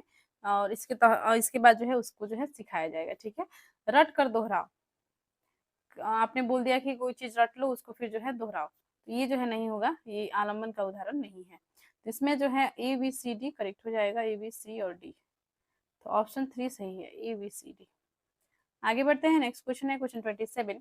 विकास के क्रम में बच्चे सूक्ष्म पेशीय कौशल से पहले सकल पेशीय कौशल विकसित करते हैं। यह दर्शाता है कि विकास, तो बच्चे जो हैं सूक्ष्म पेशी कौशल से पहले जो है, अर्थात जो है इसमें जो है बच्चों का जो है उंगलियों का विकास जो है बाद में होती है, और जो सकल पेशी कौशल जो है पहले विकसित कर लेते हैं। जैसे उन्हें जो है बड़ा चीज पकड़ने में कोई दिक्कत नहीं होती है, वो जो है हाथ पैर चलाने लगते हैं, लेकिन उंगलियों का कार्य करने में जो है उन्हें दिक्कत होती है, वो जो है इससे बाद में करते हैं। ठीक है, तो अर्थात यानी कि सूक्ष्म पेशीय कौशल से पहले जो है सकल पेशीय कौशल की कौशल विकसित कर लेते हैं। तो ये जो है ऐसा होता है, बच्चों का जो डेवलपमेंट का जो स्तर है, तरीका है, वो इसी प्रकार से होता है। जैसे लिखने वाला कार्य है बच्चे बाद में करते हैं, और फुटबॉल पकड़ने का कार्य पहले ही कर लेते हैं। पैर से फुटबॉल मार सकते हैं, लेकिन उंगलियों से छोटा चीजों को पकड़ने में जो है उन्हें परेशानी होती है, क्योंकि उनका जो है सूक्ष्म पेशीय कौशल जो है यह विकसित नहीं हुआ रहता है, फाइन मोटर स्किल। ठीक है, तो ये सही है, और ये दर्शाता है कि विकास जो है क्या है। तो ऑप्शन है अराजक, शीर्षगामी, रेखीय, समीप, दूराभिमुख। यह जो है दिखाता है कि विकास जो है यह समीप दूराभिमुख है। ठीक है, ऑप्शन 4 करेक्ट हो जाएगा। तो इसका यही मतलब हुआ समीप दूराभिमुख का, कि बच्चे का जो है उंगलियों का जो डेवलपमेंट होता है वो बाद में होता है, और जो अदर पार्ट्स का है, हाथों का, पैरों का, ये सभी जो है पहले ही विकसित हो गए रहते हैं। तो इसे ही हम कहते हैं समीप दूराभिमुख। नेक्स्ट क्वेश्चन देखते हैं, क्वेश्चन 28 है। जीन पियाजे के संज्ञानात्मक विकास के सिद्धांत के अनुसार निम्नलिखित में से कौन सी क्षमता मूर्त संक्रियात्मक सोच, ठीक है, को पूर्व संक्रियात्मक सोच से अलग करती है। तो जीन पियाजे ने जो है संज्ञानात्मक विकास का सिद्धांत दिया था, और इन्होंने जो है इसके बारे में 4 अवस्थाओं के बारे में बताया है। जो 4 अवस्थाएं हैं, सेंसरी मोटर स्टेज, संवेदीगामक अवस्था, प्री ऑपरेशनल स्टेज, और उसके पश्चात जो है कंक्रीट ऑपरेशनल स्टेज अर्थात मूर्त संक्रियात्मक अवस्था, और फिर जो है इसमें है फॉर्मल ऑपरेशनल स्टेज, औपचारिक संक्रियात्मक अवस्था। ये 4 अवस्थाओं के बारे में इन्होंने बताया है, और ये इसमें जो है पूछा गया है कि कौन सी मूर्त संक्रियात्मक सोच अर्थात कंक्रीट ऑपरेशनल स्टेज को पूर्व संक्रियात्मक सोच से अलग करती है। तो ऑप्शन है इंद्रियों के समन्वय, विकेंद्रन, परिकल्पित तार्किकता, वस्तु स्थायित्व। तो वस्तु स्थायित्व तो नहीं होगा, क्योंकि यह जो है गुण है 0 से 2 वर्ष के बच्चों का, अर्थात जो है सेंसरी मोटर स्टेज का है। ठीक है, परिकल्पित तार्किकता यह भी नहीं होगा। इसमें जो है करेक्ट आंसर इसका हो जाएगा विकेंद्रन। ठीक है, इंद्रियों का समन्वय, बच्चे जो है इंद्रियों से सीखते हैं, तो यह भी नहीं होगा, तो विकेंद्रन ही सही हो जाएगा। तो छोटे बच्चे जो होते हैं वो अपने ज्ञानेंद्रियों के माध्यम से सीख रहे होते हैं, तो उसमें जो है सेंसरी मोटर स्टेज के बच्चे आते हैं। ठीक है, जो जन्म से लेकर 2 वर्ष के जो बच्चे होते हैं वो आते हैं। विकेंद्रन हो जाएगा, इसमें जो है यह क्षमता जो है मूर्त संक्रियात्मक सोच को पूर्व संक्रियात्मक सोच से अलग करती है। ठीक है, तो करेक्ट आंसर इसका हो जाएगा ऑप्शन 2। नेक्स्ट है क्वेश्चन 29। रस्सी कूदते समय पैर में रस्सी फंसने के कारण आउट होने के बाद औरू कहती है कि उसे रस्सी ने जानबूझकर आउट किया है। जीन पियाजे के संज्ञानात्मक विकास के सिद्धांत की किस अवस्था में बच्चे इस तरह के तर्क देते हैं? तो देखिए बच्चे जो है, उसने यह कहा रस्सी कूदते समय जो है पैर में रस्सी फंस गया और आउट हो गई वो, ठीक है। तो उसने कहा कि उसने क्या कहा कि रस्सी ने जानबूझकर जो है आउट किया है, ठीक है। औरू है, औरू नाम है, ठीक है, बच्ची का। तो वो कह रही है कि उसने रस्सी ने जो है उसे जानबूझकर आउट किया है। तो क्या रस्सी जो है खुद जानबूझकर आउट कर सकता है? ऐसा तो नहीं होता है। लेकिन बच्चे ऐसे तर्क दे रहे हैं, तो किस अवस्था में जो है बच्चे ऐसे तर्क देते हैं? तो ऑप्शन है मूर्त संक्रियात्मक अवस्था, औपचारिक संक्रियात्मक अवस्था, संवेदी चालक अवस्था, पूर्व चरण अवस्था। तो जो प्री ऑपरेशनल स्टेज होते हैं, इसमें जो है जीववादी एनिमिज्म का जो है विशेषता देखने को मिलती है, जिसमें बच्चे जो हैं, जो सजीव निर्जीव वस्तुएं होती हैं, इसमें जो है वो अंतर नहीं कर पाते हैं। जैसे कि रस्सी ने जो है उसे आउट कर दिया, ऐसा वो सोच रही है। तो रस्सी तो एक निर्जीव वस्तु है, वो उसे कैसे आउट कर सकता है? तो ऐसा तर्क देना जो है यह पूर्व चरण अवस्था का जो है ये गुण है, विशेषता है, ठीक है। अर्थात जो बच्ची हैं अरु है, वे जो है सजीव और निर्जीव वस्तुओं को जानने में सक्षम नहीं है कि क्या जो है लिविंग है और क्या जो है नॉन लिविंग है। और उसे जो है वे जो है जीववादी सोच को जो है दर्शाती है। तो इसका जो है ये विशेषता जो है यह है पूर्व चरण अवस्था की। तो करेक्ट आंसर इसका हो जाएगा ऑप्शन 4। नेक्स्ट क्वेश्चन देखते हैं, क्वेश्चन 30। सीखने के सामाजिक संरचनावादी विचार इस बात की वकालत करते हैं कि जो सीखने के सामाजिक संरचनावादी विचार है किस बात का वकालत करते हैं? तो ऑप्शन है शिक्षार्थी दूसरों से निष्क्रिय रूप से ज्ञान प्राप्त करते हैं। तो दूसरों से जो ज्ञान प्राप्त करते हैं, क्या वो निष्क्रिय रूप से ज्ञान प्राप्त करते हैं? नहीं, ये गलत है। शिक्षार्थी सक्रिय रूप से ज्ञान का निर्माण करते हैं। व्याख्यान देने और समझाने से प्रभावी शिक्षण सक्रिय होता है।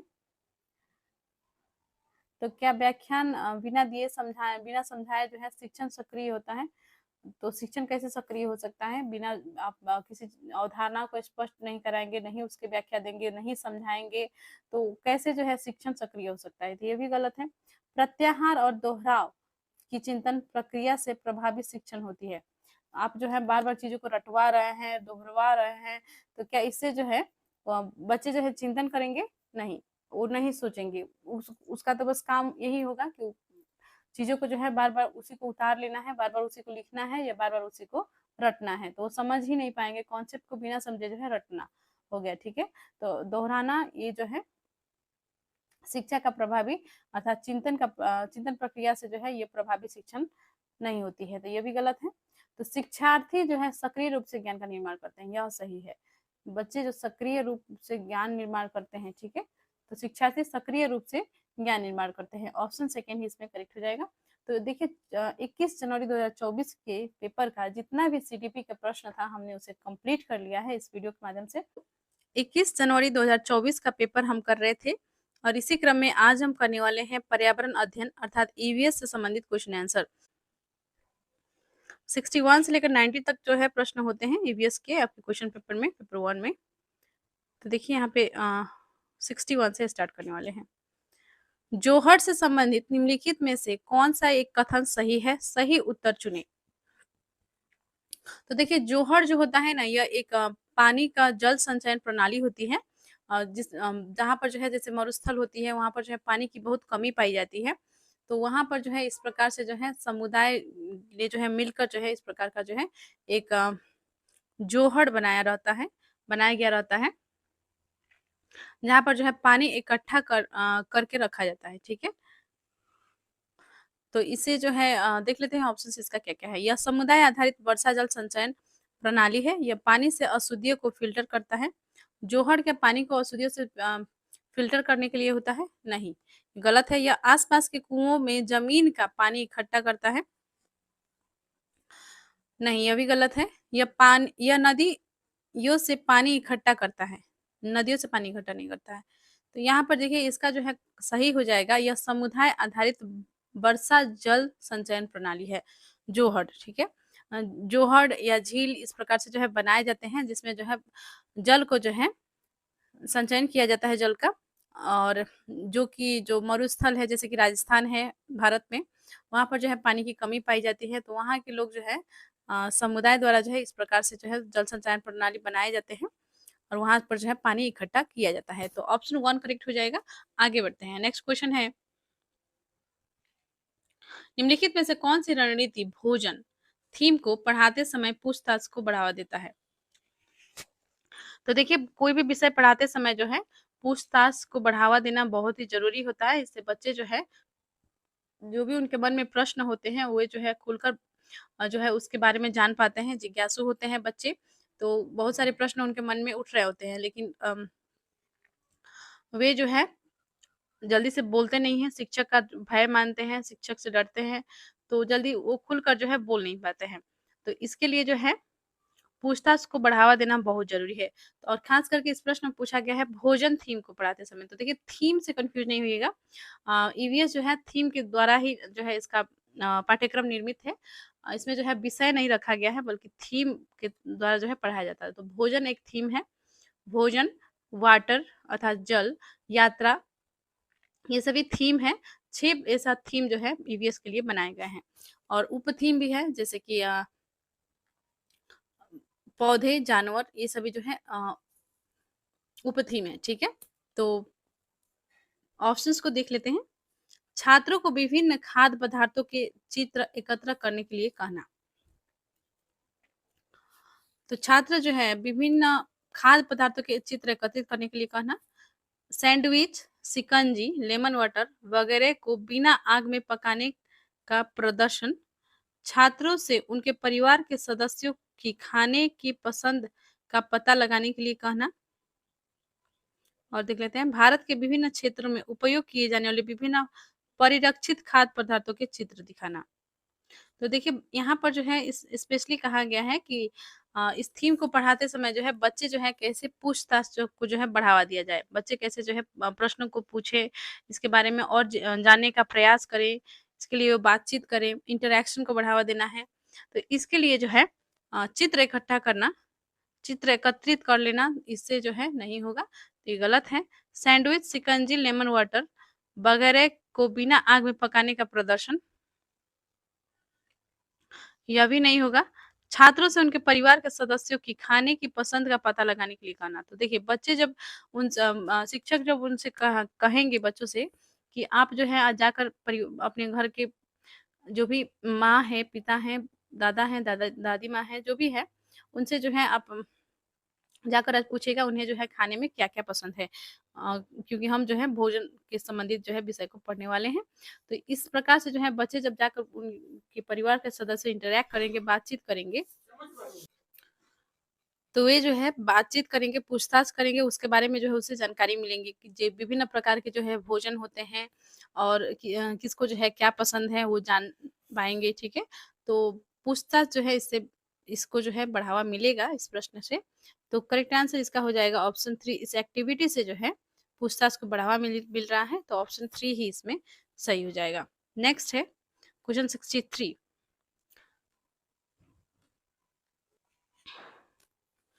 एक ईवीएस शिक्षिका अपने छात्रों से सोचने और जवाब देने के लिए कहती हैं कि हम सर्दियों के दौरान ऊनी कपड़ों में क्यों सहज महसूस करते हैं, इस तरह का प्रश्न है।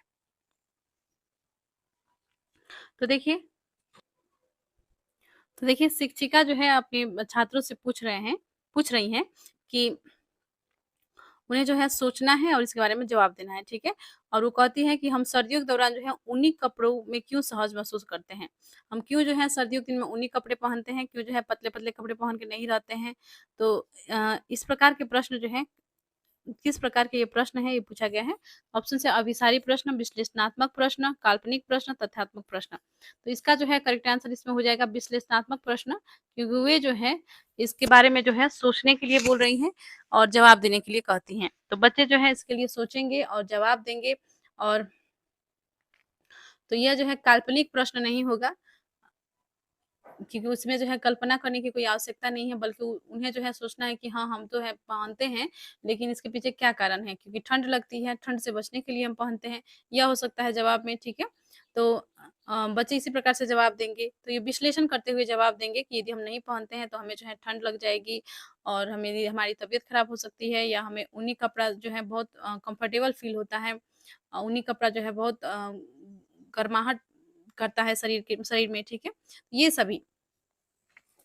तो विश्लेषणात्मक ये प्रश्न हो जाएगा, तथ्यात्मक प्रश्न नहीं होगा, इसमें तथ्य नहीं बतानी है। ठीक है, तो ये दोनों गलत है। अभिसारी नहीं होगा, बल्कि इसके जो है अनेक जो है इसका समाधान है, अनेक जो है इसका जवाब है, तो अभिसारी नहीं होगा। और अपसारी यदि रहता तो अपसारी हो जाता, तो अभिसारी नहीं है। तो इसका जो है करेक्ट आंसर इसमें हो जाएगा विश्लेषणात्मक प्रश्न। आगे बढ़ते हैं, क्वेश्चन 64 देख लेते हैं। एनसीईआरटी की ईवीएस पाठ्यपुस्तक को एक अध्याय में वहीदा प्रिज्म का नौसेना में डॉक्टर के रूप में उनके अनुभव का वर्णन है, इसे शामिल करने का क्या कारण है? तो वहीदा प्रिज्म खान ये जो है एक नौसेना सर्जन थी, और ये जो है पहली महिला थी जो नौसेना में जो है यह शामिल हुई थी। तो इनका जो है कहानी का वर्णन जो है किया गया है एनसीईआरटी की ईवीएस के पाठ्य पुस्तक में। ठीक है, तो इसे शामिल करने के पीछे क्या कारण है, क्यों जो है इसे शामिल किया गया है? तो ऑप्शंस है, उनका अनुभव लैंगिक रूढ़ियों को चुनौती देता है, उनका कहानी सशस्त्र बलों में एक चिकित्सा अधिकारी के जीवन की एक झलक देती है, यह समझना कि प्रिज्म 7 रंगों को दर्शाता है, उसके सामने आने वाली कठिनाइयों और उनसे निपटने के तरीकों को समझाना। तो यहाँ पे देखिए कुट दिए गए हैं। ठीक है, इसका जो है आंसर देख लेते हैं क्या होगा। तो देखिए उनका अनुभव जो है लैंगिक रूढ़ियों को चुनौती देता है, बिल्कुल सही बात है। वे जो है एक पहली महिला थी जो कि नौसेना में शामिल हुई थी। ठीक है, और नौसेना सर्जन के रूप में उन्होंने कार्य किया, चिकित्सा के रूप में। ठीक है, तो ये जो है एक अपने आप में चुनौती थी, एक जो है क्योंकि महिलाएं जो है नौसेना में उस समय शामिल नहीं होती थी, वो पहली महिला थी। तो इससे जो है लैंगिक रूढ़िवादिता को जो है चुनौती मिलता है कि लड़कियां जो है बहुत कुछ कर सकती हैं। ठीक है, उसकी कहानी सशस्त्र बलों में एक चिकित्सा अधिकारी के जीवन की एक झलक देती है, बिल्कुल झलक देती है। उनका जो है जीवन जो है किस प्रकार से जो है व्यतीत हुआ, और एक सशस्त्र बलों में जो है चिकित्सा अधिकारी के रूप में जो है उन्होंने अपना जीवन व्यतीत किया, और यह जो है एक गर्व की बात थी। तो इनका जो है ये जो है ऑप्शन करेक्ट है। यह समझना कि प्रिज्म 7 रंगों को दर्शाता है। देखिए प्रिज्म उनका जो है नेम है, प्रिज्म समझाने के लिए नहीं कि ये जो है इसमें जो है 7 रंग होता है, तो ये गलत है। उसके सामने आने वाली कठिनाइयों और उसने निपटने के तरीकों को समझना, बिल्कुल सही। ये उन्हें जो है बहुत सारी कठिनाइयों को सामना करना पड़ा था, तो ये भी सही हो जाएगा। इसमें जो है ए बी डी करेक्ट हो जाएगा, ए बी डी। तो ए बी डी जो है ऑप्शन 4 में है, बी डी ए करके दिया गया है। ठीक है, तो करेक्ट आंसर इसका हो जाएगा ऑप्शन 4। नेक्स्ट है क्वेश्चन 65। कक्षा 3 के एक ईवीएस शिक्षक एलेक्स ने हम चीजें कैसे बनाते हैं थीम की शुरुआत करते हुए अपने छात्रों को कागज की रंगीन पट्टियों को काटने और पट्टियों को चटाई बनाने में मदद की। एक सुंदर चटाई बनाने के लिए किनारों को एक साथ चिपकाया जाता है। निम्नलिखित में से किस उद्देश्य से एलेक्स को अपने छात्रों को ध्यान केंद्रित करने में मदद करनी चाहिए? तो देखिए यहाँ पे ऑप्शंस दिए गए हैं, प्रश्न को पहले समझ लीजिए। तो जो शिक्षक हैं एलेक्स, ठीक है, इन्होंने जो है हम चीजें कैसे बनाते हैं थीम को जो है ये पढ़ा रहे हैं, इसके अंतर्गत जो है गतिविधि करा रहे हैं बच्चों को। तो इन्होंने जो है कागज की रंगीन पट्टियों को काटने और पट्टियों की चटाई बनाने में मदद की। तो चटाई बनाने के लिए जो है यहाँ पे कोशिश की जा रही है बच्चों के द्वारा, और इसके लिए जो है रंगीन पट्टियों को जो है शिक्षक ने काटने में मदद की, और एक सुंदर चटाई बनाने के लिए किनारों को एक साथ चिपकाया जाता है। निम्नलिखित में से किस उद्देश्य से एलेक्स को अपने छात्रों को ध्यान केंद्रित करने में मदद करनी चाहिए? तो एलेक्स को अपने छात्रों को ध्यान केंद्रित करने में मदद करनी चाहिए, किस उद्देश्य से? ठीक है, तो ऑप्शन देख लेते हैं। तो इसमें देखिए कूट भी दिए गए हैं और 4 ऑप्शंस हैं। ठीक है, तो देख लेते हैं ऑप्शंस क्या क्या हैं। रंग पैटर्न के बारे में सीखना और सौंदर्य बोध विकसित करना। बिल्कुल सही। इससे जो है बच्चे जो है रंगों के बारे में सीखेंगे, क्योंकि अलग अलग रंगों का जो है पट्टियां वो काट रहे हैं, तो अलग अलग कलर का जो है उन्हें जानकारी मिलेगी, रंगों के बारे में जो है वो जानेंगे। और पैटर्न के बारे में भी जानेंगे, किस प्रकार से जो है पैटर्न का जो है बनाना है हमको चटाई, उस प्रकार से। ठीक है, तो ऑप्शन ए सही है। इस गतिविधि को बुनकरों द्वारा की जाने वाली बुनाई से संबंधित करना। बिल्कुल सही। जो चटाई बनाई जाती है, जो बुनकर बनाते हैं, उसी से जो है संबंधित किया जा रहा है। यह जो है उद्देश्य है शिक्षक के, तो ये भी सही है। चटाई को बनाने की विधि के चरणों को याद करना। तो देखिए चटाई के बनाने की विधि को याद कराने के लिए नहीं किया जा रहा है, बल्कि वे जो है इसके आइडिया ले सके, जो किस तरह से जो है चटाई बनती है, और रंगों के बारे में जान सकते हैं, और गतिविधि में इन्वॉल्व होंगे तो बहुत कुछ जो है उन्हें फायदा होगा। तो याद करने के लिए नहीं, गलत हो जाएगा। आकर्षक रंगों के पेपर चुनना, स्ट्रिप्स की पूरी तरह से काटना सीखना। बिल्कुल सही। तो स्ट्रिप्स काटेंगे तो उसे जो है बाद में उसका जो है चिपका कर चटाई बनाने का प्रयास करेंगे। तो यह भी सही है। तो इसमें जो है ऑप्शन ए बी डी सही दिया गया है, तो करेक्ट आंसर इसका हो जाएगा ऑप्शन 1। ए बी डी 1 में ही है, 1 सही हो जाएगा। अगला प्रश्न देख लेते हैं। क्वेश्चन 66 है, प्रत्येक परिवार में सदस्यों की संख्या और पानी की अनुमानित मात्रा की खपत का पता लगाने के लिए छात्र अपने घर और पड़ोस में एक सर्वेक्षण करते हैं। इस गतिविधि के माध्यम से कौन से कौशल और प्रक्रिया विकसित हो जाती है। तो देखिए क्या किया जा रहा है कि प्रत्येक परिवार में जो है सदस्यों की संख्या, यानी कि एक समुदाय में जो है छात्रों को जो है सर्वेक्षण करने के लिए भेजा गया है, जिसमें जो है एक परिवार है, मान लीजिए किसी एक परिवार में 6 सदस्य हैं, तो उसमें जो है 6 सदस्यों में जो है में से जो है किसको जो है कितना पानी लगता है, कितना पानी जो है खपत हो जाती है, इसका पता लगाना है। ठीक है, और आस पड़ोस में जितने भी घर हैं उनके बारे में जो है बच्चे पता लगा रहे हैं, सर्वेक्षण करते हैं। तो इस गतिविधि के माध्यम से कौन से कौशल और प्रक्रिया विकसित की जाती है। तो जब वो जो है जाएंगे वहां पे, जो वो जो है सर्वेक्षण करने जा रहे हैं, तो उन्हें जो है कौन कौन सा जो है सर्वेक्षण के पश्चात जो उनमें जो है कौन कौन सा उनमें जो है कौशल विकसित होगी, ये प्रश्न पूछा गया है। तो ऑप्शन है प्रश्न पूछना, प्रयोग करना, पर्यावरण के प्रति संवेदनशीलता। तो देखिए प्रयोग करना वहां पे कुछ ऐसा नहीं किया गया है, कोई एक्सपेरिमेंट नहीं किया जा रहा है, बल्कि वहां पर जो प्रश्न पूछा जा रहा है कि कितने सदस्य हैं घर में, कितने जो है पानी किसको लगता है, ये पूछा जा रहा है, लेकिन प्रयोग नहीं किया जा रहा है, तो ये गलत है। पर्यावरण के प्रति संवेदनशीलता बिल्कुल सही है। पानी को जो है हमें बचाना चाहिए, और पानी से जो है जीवन है, जल ही जीवन है, ये सभी जो है बच्चे जानेंगे। तो इसमें जो है प्रयोग करना नहीं होगा, प्रयोग करना गलत है, ये गलत हो जाएगा। पूछताछ, परिणाम निकालना, अभिव्यक्ति। बिल्कुल सही। बच्चे जो है पूछताछ करेंगे, उसका जो है परिणाम निकालेंगे, किसको जो है कितना पानी का खपत जो है हो रहा है, किस फैमिली से, किसी को ज्यादा लग रहा होगा, किसी को कम लग रहा होगा, और किसी का जो है बहुत ज्यादा लग रहा होगा। तो इस प्रकार से जो है कोई परिणाम उसका निकलेगा कि इसका जो है किस प्रकार से जो है पानी को जो है बचाव किया जा सकता है, उसका जो है सर्वेक्षण के माध्यम से जो है वो पता लगा सकते हैं, परिणाम निकालेंगे। अभिव्यक्ति, बच्चे जो है अपना पूछेंगे, वहां पर जाके है जब उनसे बातचीत करेंगे, तो यह भी सही है। तो इसमें जो है सही दिख रहा है सभी। परिकल्पना, परिणाम निकालना, अभिव्यक्ति। परिकल्पना की कोई आवश्यकता नहीं है, अनुमान लगाना, और प्रयोग ये भी नहीं होगा। ठीक है, तो इसमें जो है ऑप्शन सेकेंड ही सही है। पूछताछ करना और परिणाम निकालना और अभिव्यक्ति, ऑप्शन सेकेंड सही है। ये तीनों कौशल का जो है बच्चों में विकास होगा। ठीक है, तो आगे बढ़ते हैं, क्वेश्चन 67 देख लेते हैं।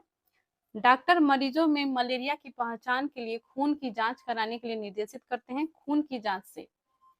तो देखिए मलेरिया का जो है पता लगाने के लिए खून की जांच कराने के लिए निर्देशित करते हैं डॉक्टर मरीज को। तो खून की जांच से तो क्या पता चलेगा। ठीक है, यहाँ पर देखिए 4 ऑप्शन है।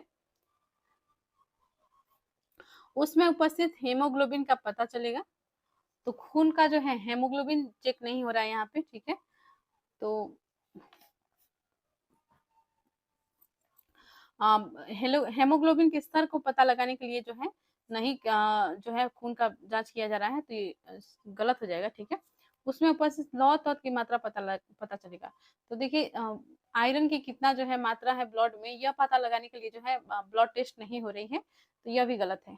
बल्कि मलेरिया जो है उसको है या नहीं है, और वे जो है उस बीमारी से ग्रसित है या नहीं है, इसको पता लगाना है। तो लौ लौ तत्व की मात्रा को पता नहीं लगाना है, हेमोग्लोबिन का पता नहीं लगाना है, ठीक है। उसमें मादा मच्छर के अंडों की उपस्थिति का पता चलेगा। देखिए अंडे थोड़े उसमें रहते हैं, मलेरिया मान लीजिए खून में जो है अंडे थोड़े बच्चा कराता है मच्छर का, ठीक है। तो मच्छर का अंडे जो है उसमें नहीं रहता है, खून में उपस्थित नहीं रहता है, बल्कि उसका जो लार्वा होती है, जो उस समय जो काटते हैं, जो मलेरिया से ग्रसित जो मच्छर होते हैं, वो जो जब काटते हैं खून चूसने के लिए जो है काटते हैं, तो उसका जो सैलिवा होती है, अर्थात उसका जो मुंह में से जो थूक होती है, थोड़ा सा उसका मुंह में से थूक जो है उसके बॉडी के अंदर चली जाती है, और उसमें जो है जीवाणु होते हैं जो उसके अंदर शरीर में भी प्रवेश कर जाते हैं, जिसके कारण से जो है मलेरिया फैलती है, ठीक है। तो और क्योंकि पहले से जो है उसने जो है किसी मलेरिया ग्रसित व्यक्ति को काट रखा था, और उससे उसका जो है जीवाणु जो है कोई नॉर्मल व्यक्ति को जब वो काटता है, तो उसके अंदर भी जो है उसके थूक के माध्यम से चली जाती है, ठीक है। तो यह होता है प्रोसेस मलेरिया मच्छर फैलने का। तो इसमें जो है कहा गया है कि खून जांच कराने के पीछे क्या कारण है, डॉक्टर क्यों जो है खून जांच करवा रहा है, तो उसमें उपस्थित जीवाणुओं को पता चलेगा। बिल्कुल सही, ऑप्शन 4 इसमें करेक्ट हो जाएगा। उसमें जो उपस्थित जीवाणु है उससे पता चल जाएगा कि वे जो है मलेरिया से ग्रसित हैं या नहीं है, ठीक है। तो ऑप्शन 4 करेक्ट हो जाएगा। आगे बढ़ते हैं, नेक्स्ट क्वेश्चन है, क्वेश्चन 68 है, मधुमक्खियों के छत्तों के बारे में नीचे दिए गए कथनों पर विचार कीजिए। तो देखिए मधुमक्खियों के छत्ते के बारे में जो है 4 ऑप्शंस दिए गए हैं इसमें जो है, और 4 जो है नीचे भी कूट दिए गए हैं। ये चारों कूट में जो है कौन सा सही है यह देख लेना है आपको। तो करते हैं इस प्रश्न को।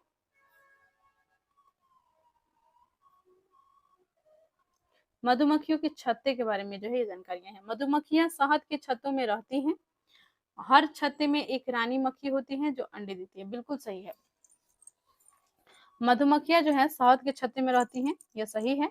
और वे जो है उसमें जो है एक रानी मक्खी होती है जो अंडे देने का काम करती है। और इसमें जो होता है नर मक्खी जो होते हैं, इस नर मक्खियों का संख्या कम रहती है, मादा मक्खियां जो है अधिक होती हैं, और एक ही रानी मक्खी होती है जो अंडे देती है। बिल्कुल सही है। छत्ते में कुछ नर मक्खी भी होते हैं जो छत्ते के लिए श्रमिक रूप से विशेष कार्य करते हैं। देखिए इसमें जो है नर मक्खी नहीं होते हैं, बल्कि मादा मक्खियां होती हैं, वे जो है श्रमिक का काम कर रहे होते हैं, तो ये गलत है। छत्ते में अधिकांश मादा मक्खियां श्रमिक मक्खियां होती हैं जो दिन भर छत्ते को बनाने और बच्चों को पालने का कार्य भी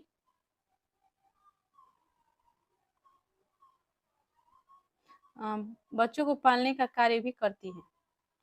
नहीं, ये भी गलत है, ठीक है। श्रमिक मक्खी शहद के लिए रस की खोज के लिए लीची के फूलों के चारों ओर चक्कर लगाते हैं।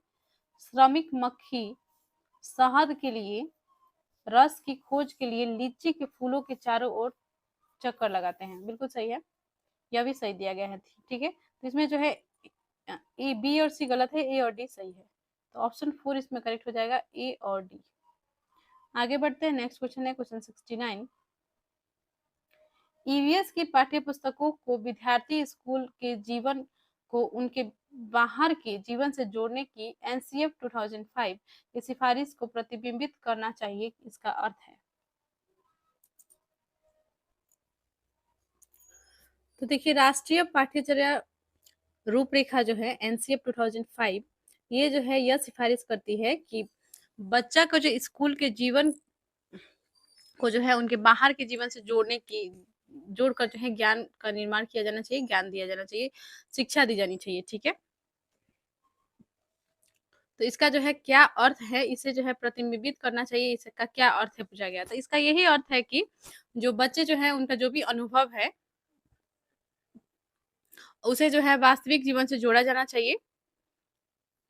जो भी उनका अनुभव है उसे जो है वो अधिगम करने में उसे जोड़ा जाना चाहिए। और ये भी है कि जो भी उनका जो स्कूली जीवन है उसे जो है वो वास्तविक जीवन से जोड़े। जैसे कि कुछ वो सीख रहे हैं, जैसे कि उन्होंने जो है आज जल संरक्षण के बारे में सीखा, तो ये जो है अपने घर पे भी इसे जो है लागू करेंगे और वे जो है वास्तविकता में जो है उसे वो लागू कर रहे हैं, अपने जीवन में जो है वो उस चीज़ को अमल कर रहे हैं कि उन्हें जो है जल को जो है बर्बाद नहीं करना है, जल का संरक्षण करना है। और वो दूसरों को भी, घर के सदस्य के दूसरे अन्य सदस्य को भी ये बताते हैं, हमें जो है जल बर्बाद नहीं करना चाहिए, जल को हमें जो है संरक्षण करना चाहिए। तो ये जो है स्कूली जीवन को जो है वो उनके जो वास्तविक जीवन है उसे वो जोड़ रहा है। इसे प्रतिबिंबित करना, इसका क्या अर्थ है? तो ऑप्शन है, विद्यार्थी ईवीएस के महत्वपूर्ण अवधारणाओं को याद करने के लिए बाध्य है। नहीं, ये बिल्कुल ही डिफरेंट ऑप्शन है, ये गलत है। नेक्स्ट है, पाठ्यपुस्तक ज्ञान का एकमात्र स्रोत है। नहीं, ये भी गलत है। पाठ्यपुस्तक ज्ञान का एकमात्र स्रोत नहीं होता है, बल्कि जो वास्तविक बच्चों का जो अनुभव होता है, यह भी जो है उनका जो है एक सीखने के लिए एक बहुत ही जो है अच्छा स्रोत होता है। तो सिर्फ पाठ्य पुस्तक ही जो है ज्ञान का स्रोत नहीं है, ये भी गलत, ये जो है गलत है। पाठ्य पुस्तक विद्यार्थियों को उनके आसपास के सभी स्रोतों के माध्यम से ज्ञान का निर्माण करने में सहायता करती है। बिल्कुल सही है, जो ही इसमें सही हो जाएगा। शिक्षक को पाठ्य पुस्तक को शिक्षण अधिगम संसाधनों में एक संसाधन के रूप में उपयोग करने की आवश्यकता है। पाठ्य पुस्तकों को नहीं, गलत हो जाएगा। तो शिक्षण अधिगम के लिए जो है सबसे इसमें जो है उपयुक्त ऑप्शन ऑप्शन 3 ही है कि अधिगम के लिए जो है बच्चों को ज्ञान का निर्माण के लिए जो है पाठ्य पुस्तक के साथ साथ जो है बाहरी जीवन से उन्हें जोड़ना, ये अधिक आवश्यक है। ठीक है, तो करेक्ट आंसर इसका हो जाएगा ऑप्शन 3। नेक्स्ट क्वेश्चन देखते हैं। दर्जिन माफ कीजिएगा, पक्षियों का अध्ययन करने वाले ने एक प्रेक्षण किया है कि पक्षियों की एक विशेष प्रजाति में नर पक्षी अपने अपने घोंसले बनाते हैं। मादा पक्षी उन सभी घोंसलों को देखती है और उनमें से उसे जो सबसे अच्छा लगता है उसमें ही वो अंडे देने का निश्चय करती है। इस पक्षी का नाम है, तो देखिए इसमें ऑप्शंस हैं, दर्जिन चिड़िया, वीवर पक्षी, कलचिड़ी, शक्करखोरा। तो ये जो है पक्षियों का नाम है, और ये जो है इसमें से कौन से पक्षी है जो जिसका जो है नर पक्षी जो होते हैं वो अनेक घोंसले बनाते हैं, अपने अपने घोंसले अलग अलग वो बनाते हैं, जो है घोंसले को वो चुनती है। ठीक है, और अंडे अंडे का देना जो है निश्चय करती है। ठीक है, तो ये जो है होती है बीबर पक्षी। ठीक है, करेक्ट आंसर इसका हो जाएगा ऑप्शन सेकेंड, बीबर पक्षी। तो इनका जो है ये होता है कि ये जो है घोंसले को चुनती है, उसके पश्चात ही जो है वो उसमें जो है अंडे देने का निश्चय करती है। तो ऑप्शन सेकेंड करेक्ट हो जाएगा। नेक्स्ट है क्वेश्चन 71। निम्नलिखित कथन ए तथा कथन बी को ध्यान से पढ़े तथा सही विकल्प का चुनाव करें। तो देखिए कथन ए है, लगभग 4700 वर्ष पूर्व सिंधु तथा इसकी सहायक नदियों के किनारे कुछ आरंभिक नगर फले फूले। बिल्कुल सही है, जो सिंधु नदी के किनारे जो है लगभग 4700 वर्ष पहले ही जो है यह सहायक सिंधु एवं इसके सहायक नदियों के किनारे में जो है शहर बसे थे। तो यह सही है। गंगा तथा इसकी सहायक नदियों के किनारे नगरों का विकास लगभग 1500 वर्ष पूर्व हुआ। तो गंगा और इसकी सहायक नदियों के किनारे जो है नगर बसे थे 1500 वर्ष पूर्व नहीं, ये गलत है, बल्कि यह जो है 2500 साल पहले जो है यह बसे थे। तो इसका जो है ए सही दिया गया है, लेकिन बी गलत है। तो करेक्ट आंसर इसका हो जाएगा ऑप्शन 3, ए सही है किंतु बी गलत है। आगे बढ़ते हैं, क्वेश्चन 72 है, निम्नलिखित में से कौन बाल केंद्रित रणनीतियों को सबसे अच्छा दर्शाता है? तो ऑप्शन है चर्चा, प्रदर्शन, व्याख्यान, सर्वेक्षण। तो बाल केंद्रित शिक्षा क्या होता है, इसको पहले समझ लेते हैं। बाल केंद्रित शिक्षा में जो है बच्चे जो है एक दूसरे से इंटरेक्ट करते हैं, जहाँ पर जो है शिक्षक का अधिक रोल नहीं होता है, बल्कि बच्चे जो है खुद से कुछ कुछ गतिविधियां करते हैं, खुद से जो है बातचीत करके या अन्य तरीकों से, पाठ्य पुस्तकों के माध्यम से भी या अन्य बहुत सारे तरीकों से जो वो सीख रहे होते हैं, अधिगम कर रहे होते हैं। उसमें जो है शिक्षक की अधिक रोल नहीं होती है, बस उनको जो है थोड़ा बहुत डायरेक्शन देना होता है, क्या करना है ये बताना होता है, और बच्चे जो है खुद करते हैं। ठीक है, चर्चा के माध्यम से करते हैं, बातचीत के माध्यम से करते हैं, गतिविधियों के माध्यम से करते हैं। तो इससे जो है हम बाल केंद्रित कक्षा कहते हैं और बाल केंद्रित रणनीतियों का सबसे अच्छा क्या दर्शाता है? तो ऑप्शन है चर्चा, प्रदर्शन, व्याख्यान और सर्वेक्षण। तो चर्चा हो जाएगा।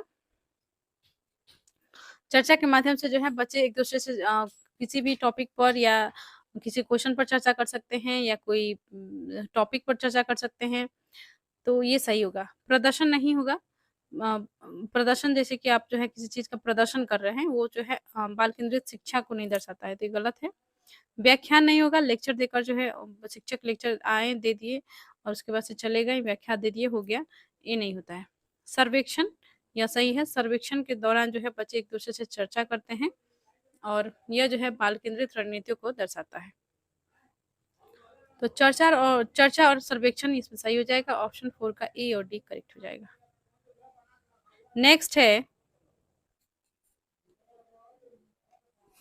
पोचमपल्ली खूबसूरत डिजाइन की चमकदार रंगों की साड़ियों और विशेष प्रकार की बुनाई जिसे भी पोचमपल्ली ही कहते हैं के लिए व्याख्यात जिला है।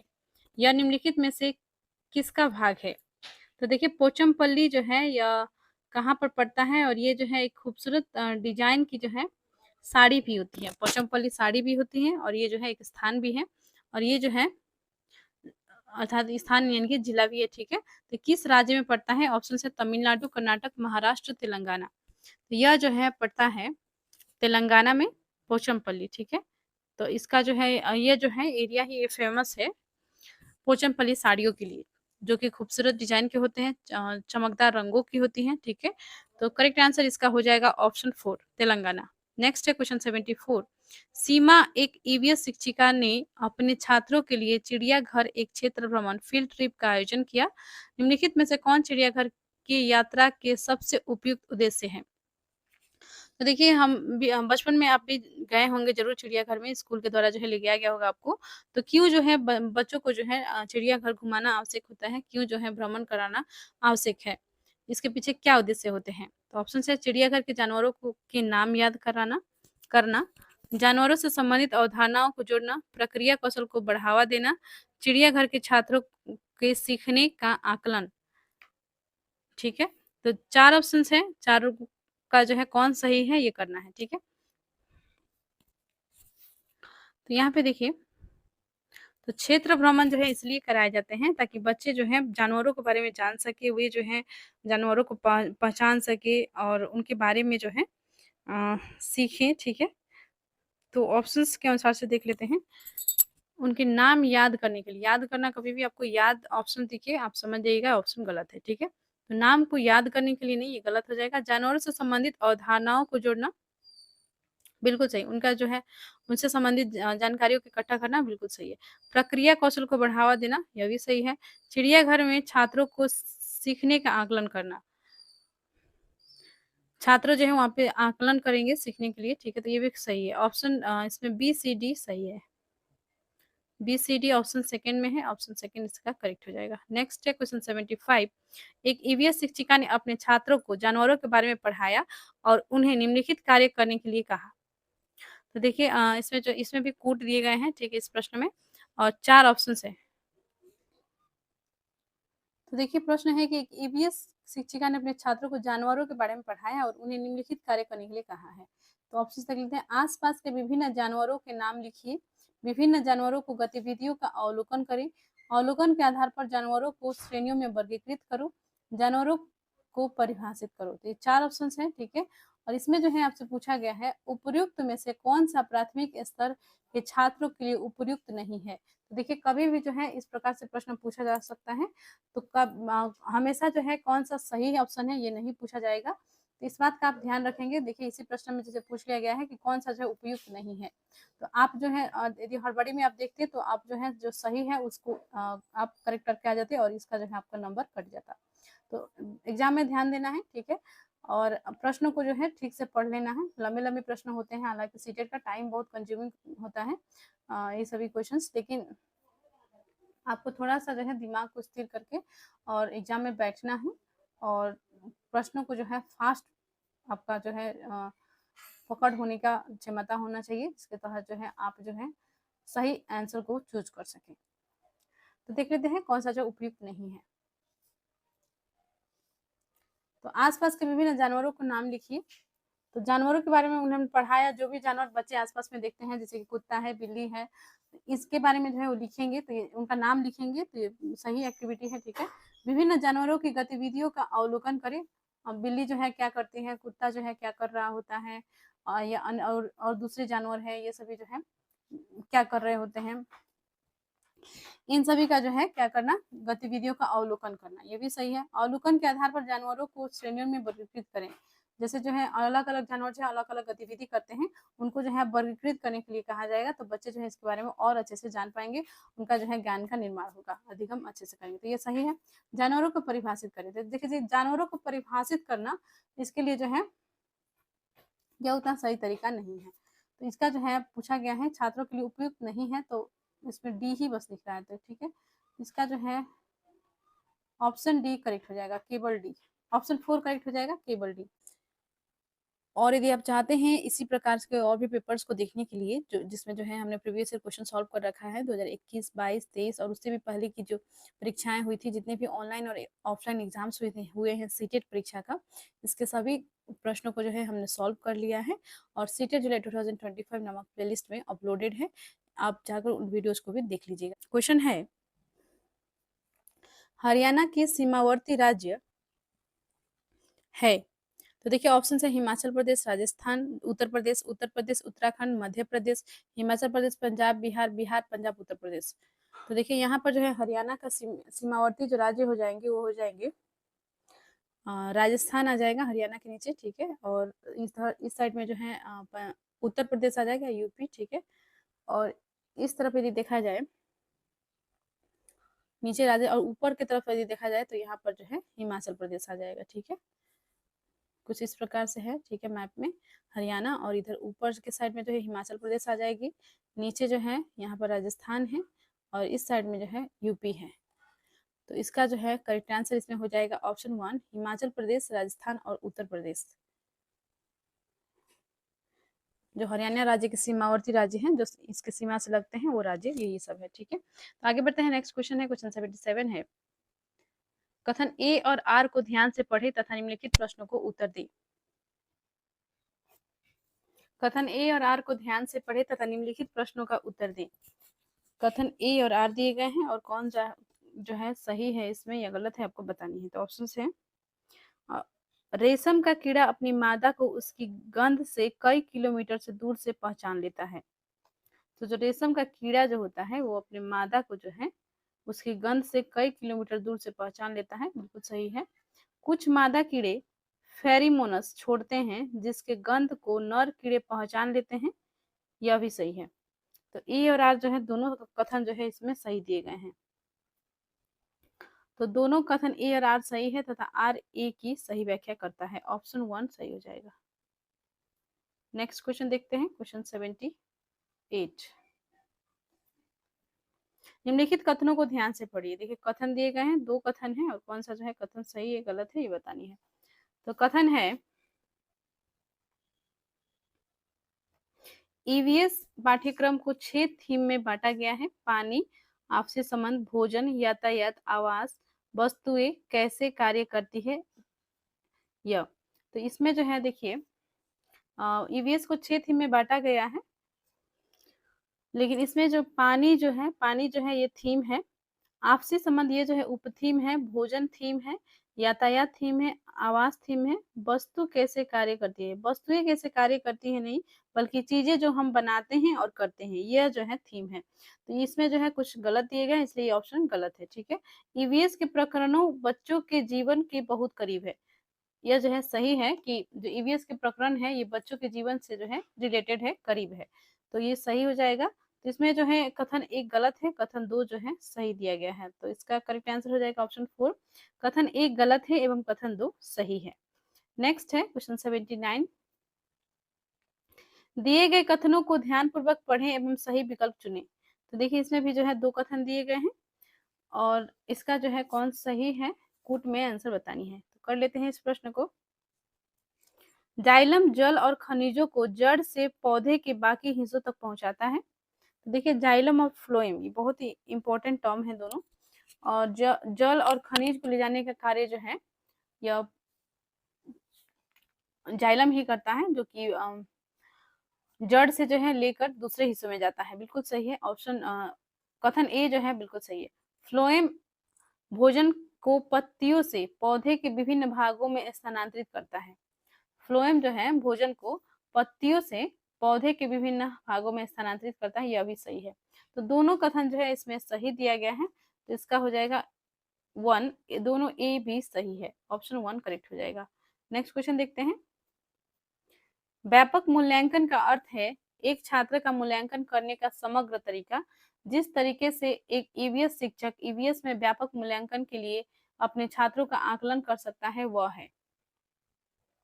तो देखिए व्यापक मूल्यांकन का अर्थ बताया गया है कि व्यापक मूल्यांकन का अर्थ है एक छात्र का मूल्यांकन करने का समग्र तरीका, यानी कि उसका जो है ओवरऑल डेवलपमेंट का जो है मूल्यांकन किया जाना है, जिसे हम व्यापक मूल्यांकन कहते हैं। उसके जो है सभी पार्ट्स को, सभी जो है उसमें हिस्सा आ जाए, जैसे उसका जो है नैतिक विकास, मानसिक विकास, शारीरिक विकास, सभी जो है उसमें जो है कहाँ पर से परेशानी आ रही है लर्न करने में, सभी तरह का जो है विकास का जो है इसमें मूल्यांकन होती है व्यापक मूल्यांकन में। तो ईवीएस के व्यापक मूल्यांकन के लिए, यानी कि ईवीएस सब्जेक्ट का जो है व्यापक मूल्यांकन के लिए अपने छात्रों का आकलन कर सकता है वह है, तो देखिए शिक्षकों का अवलोकन, अर्धवार्षिक परीक्षाएं, अर्धवार्षिक और वार्षिक परीक्षा, गतिविधियों के मूल्यांकन के लिए रेटिंग स्केल, पोर्टफोलियो।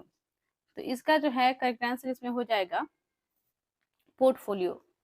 पोर्टफोलियो के तहत जो है ईवीएस के जो है छात्रों का जो है आकलन किया जा सकता है, छात्रों का जो है व्यापक मूल्यांकन हो सकता है। तो इसका करेक्ट आंसर हो जाएगा पोर्टफोलियो। नेक्स्ट क्वेश्चन देखते हैं। रवि ने एक ग्लास में जल लिया, उसमें उसने एक साबुत नींबू डाल दिया, फिर वह उस ग्लास में बहुत सारा नमक डालता है, आधा चम्मच एक बार में।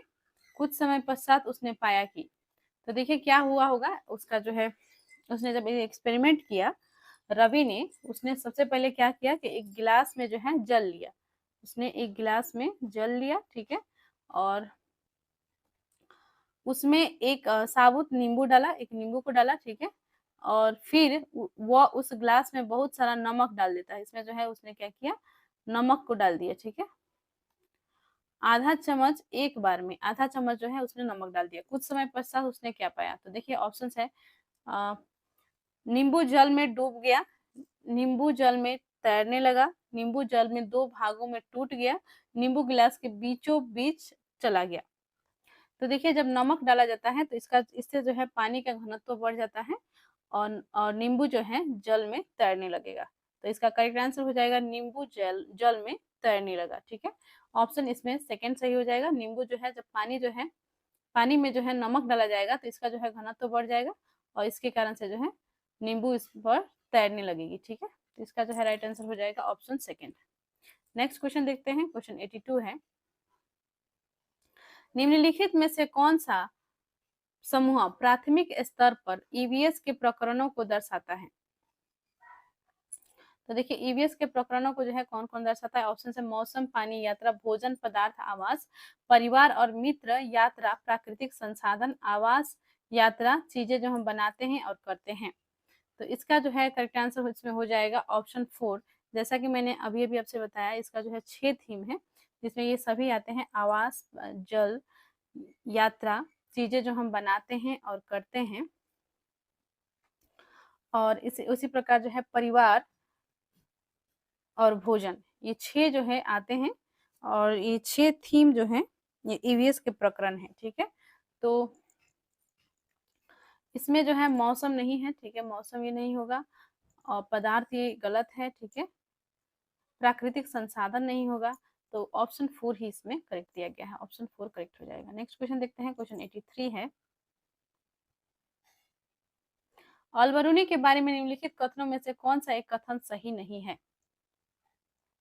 तो देखिए 4 ऑप्शंस दिए गए हैं, कौन सा जो है कथन इसमें सही नहीं है अलबरूनी के बारे में। तो अलबरूनी जो है मोहम्मद गजनवी के साथ भारत आया था, यह आपको पता होगा, और उसने जो है भारत के सामाजिक सांस्कृतिक के बारे में जो है उन्होंने एक किताब लिखा है, किताबुल हिंद, जो कि एक फेमस किताब है। तो देख लेते हैं क्या है जो इनके बारे में सही कथन नहीं है। अल्बोनिन जहाँ से आए थे उसे आजकल उज्बेकिस्तान कहते हैं। बिल्कुल सही है, ऑप्शन ए करेक्ट है। 1000 से भी ज़्यादा साल पहले वो भारत आया था, बिल्कुल सही है। ऑप्शन सेकंड सही है, लगभग वो जो है 11वीं सदी में आए थे, ठीक है। तो ऑप्शन सेकंड भी सही है। उसने भारत के उस समय के तालाबों के बारे में कुछ भी नहीं लिखा है। नहीं, उन्होंने जो है जितने भी सामाजिक सांस्कृतिक पक्ष थे और यहाँ की जो सुंदरता थी, तालाब है, झीलें हैं, इसके बारे में जो है उन्होंने अपनी किताब उल हिंद में जो है उल्लेख किया है। तो यह इसमें गलत है। उसने अपने लेखों में भारत में तालाब बनाने का तकनीक की प्रशंसा की है, यह भी सही है।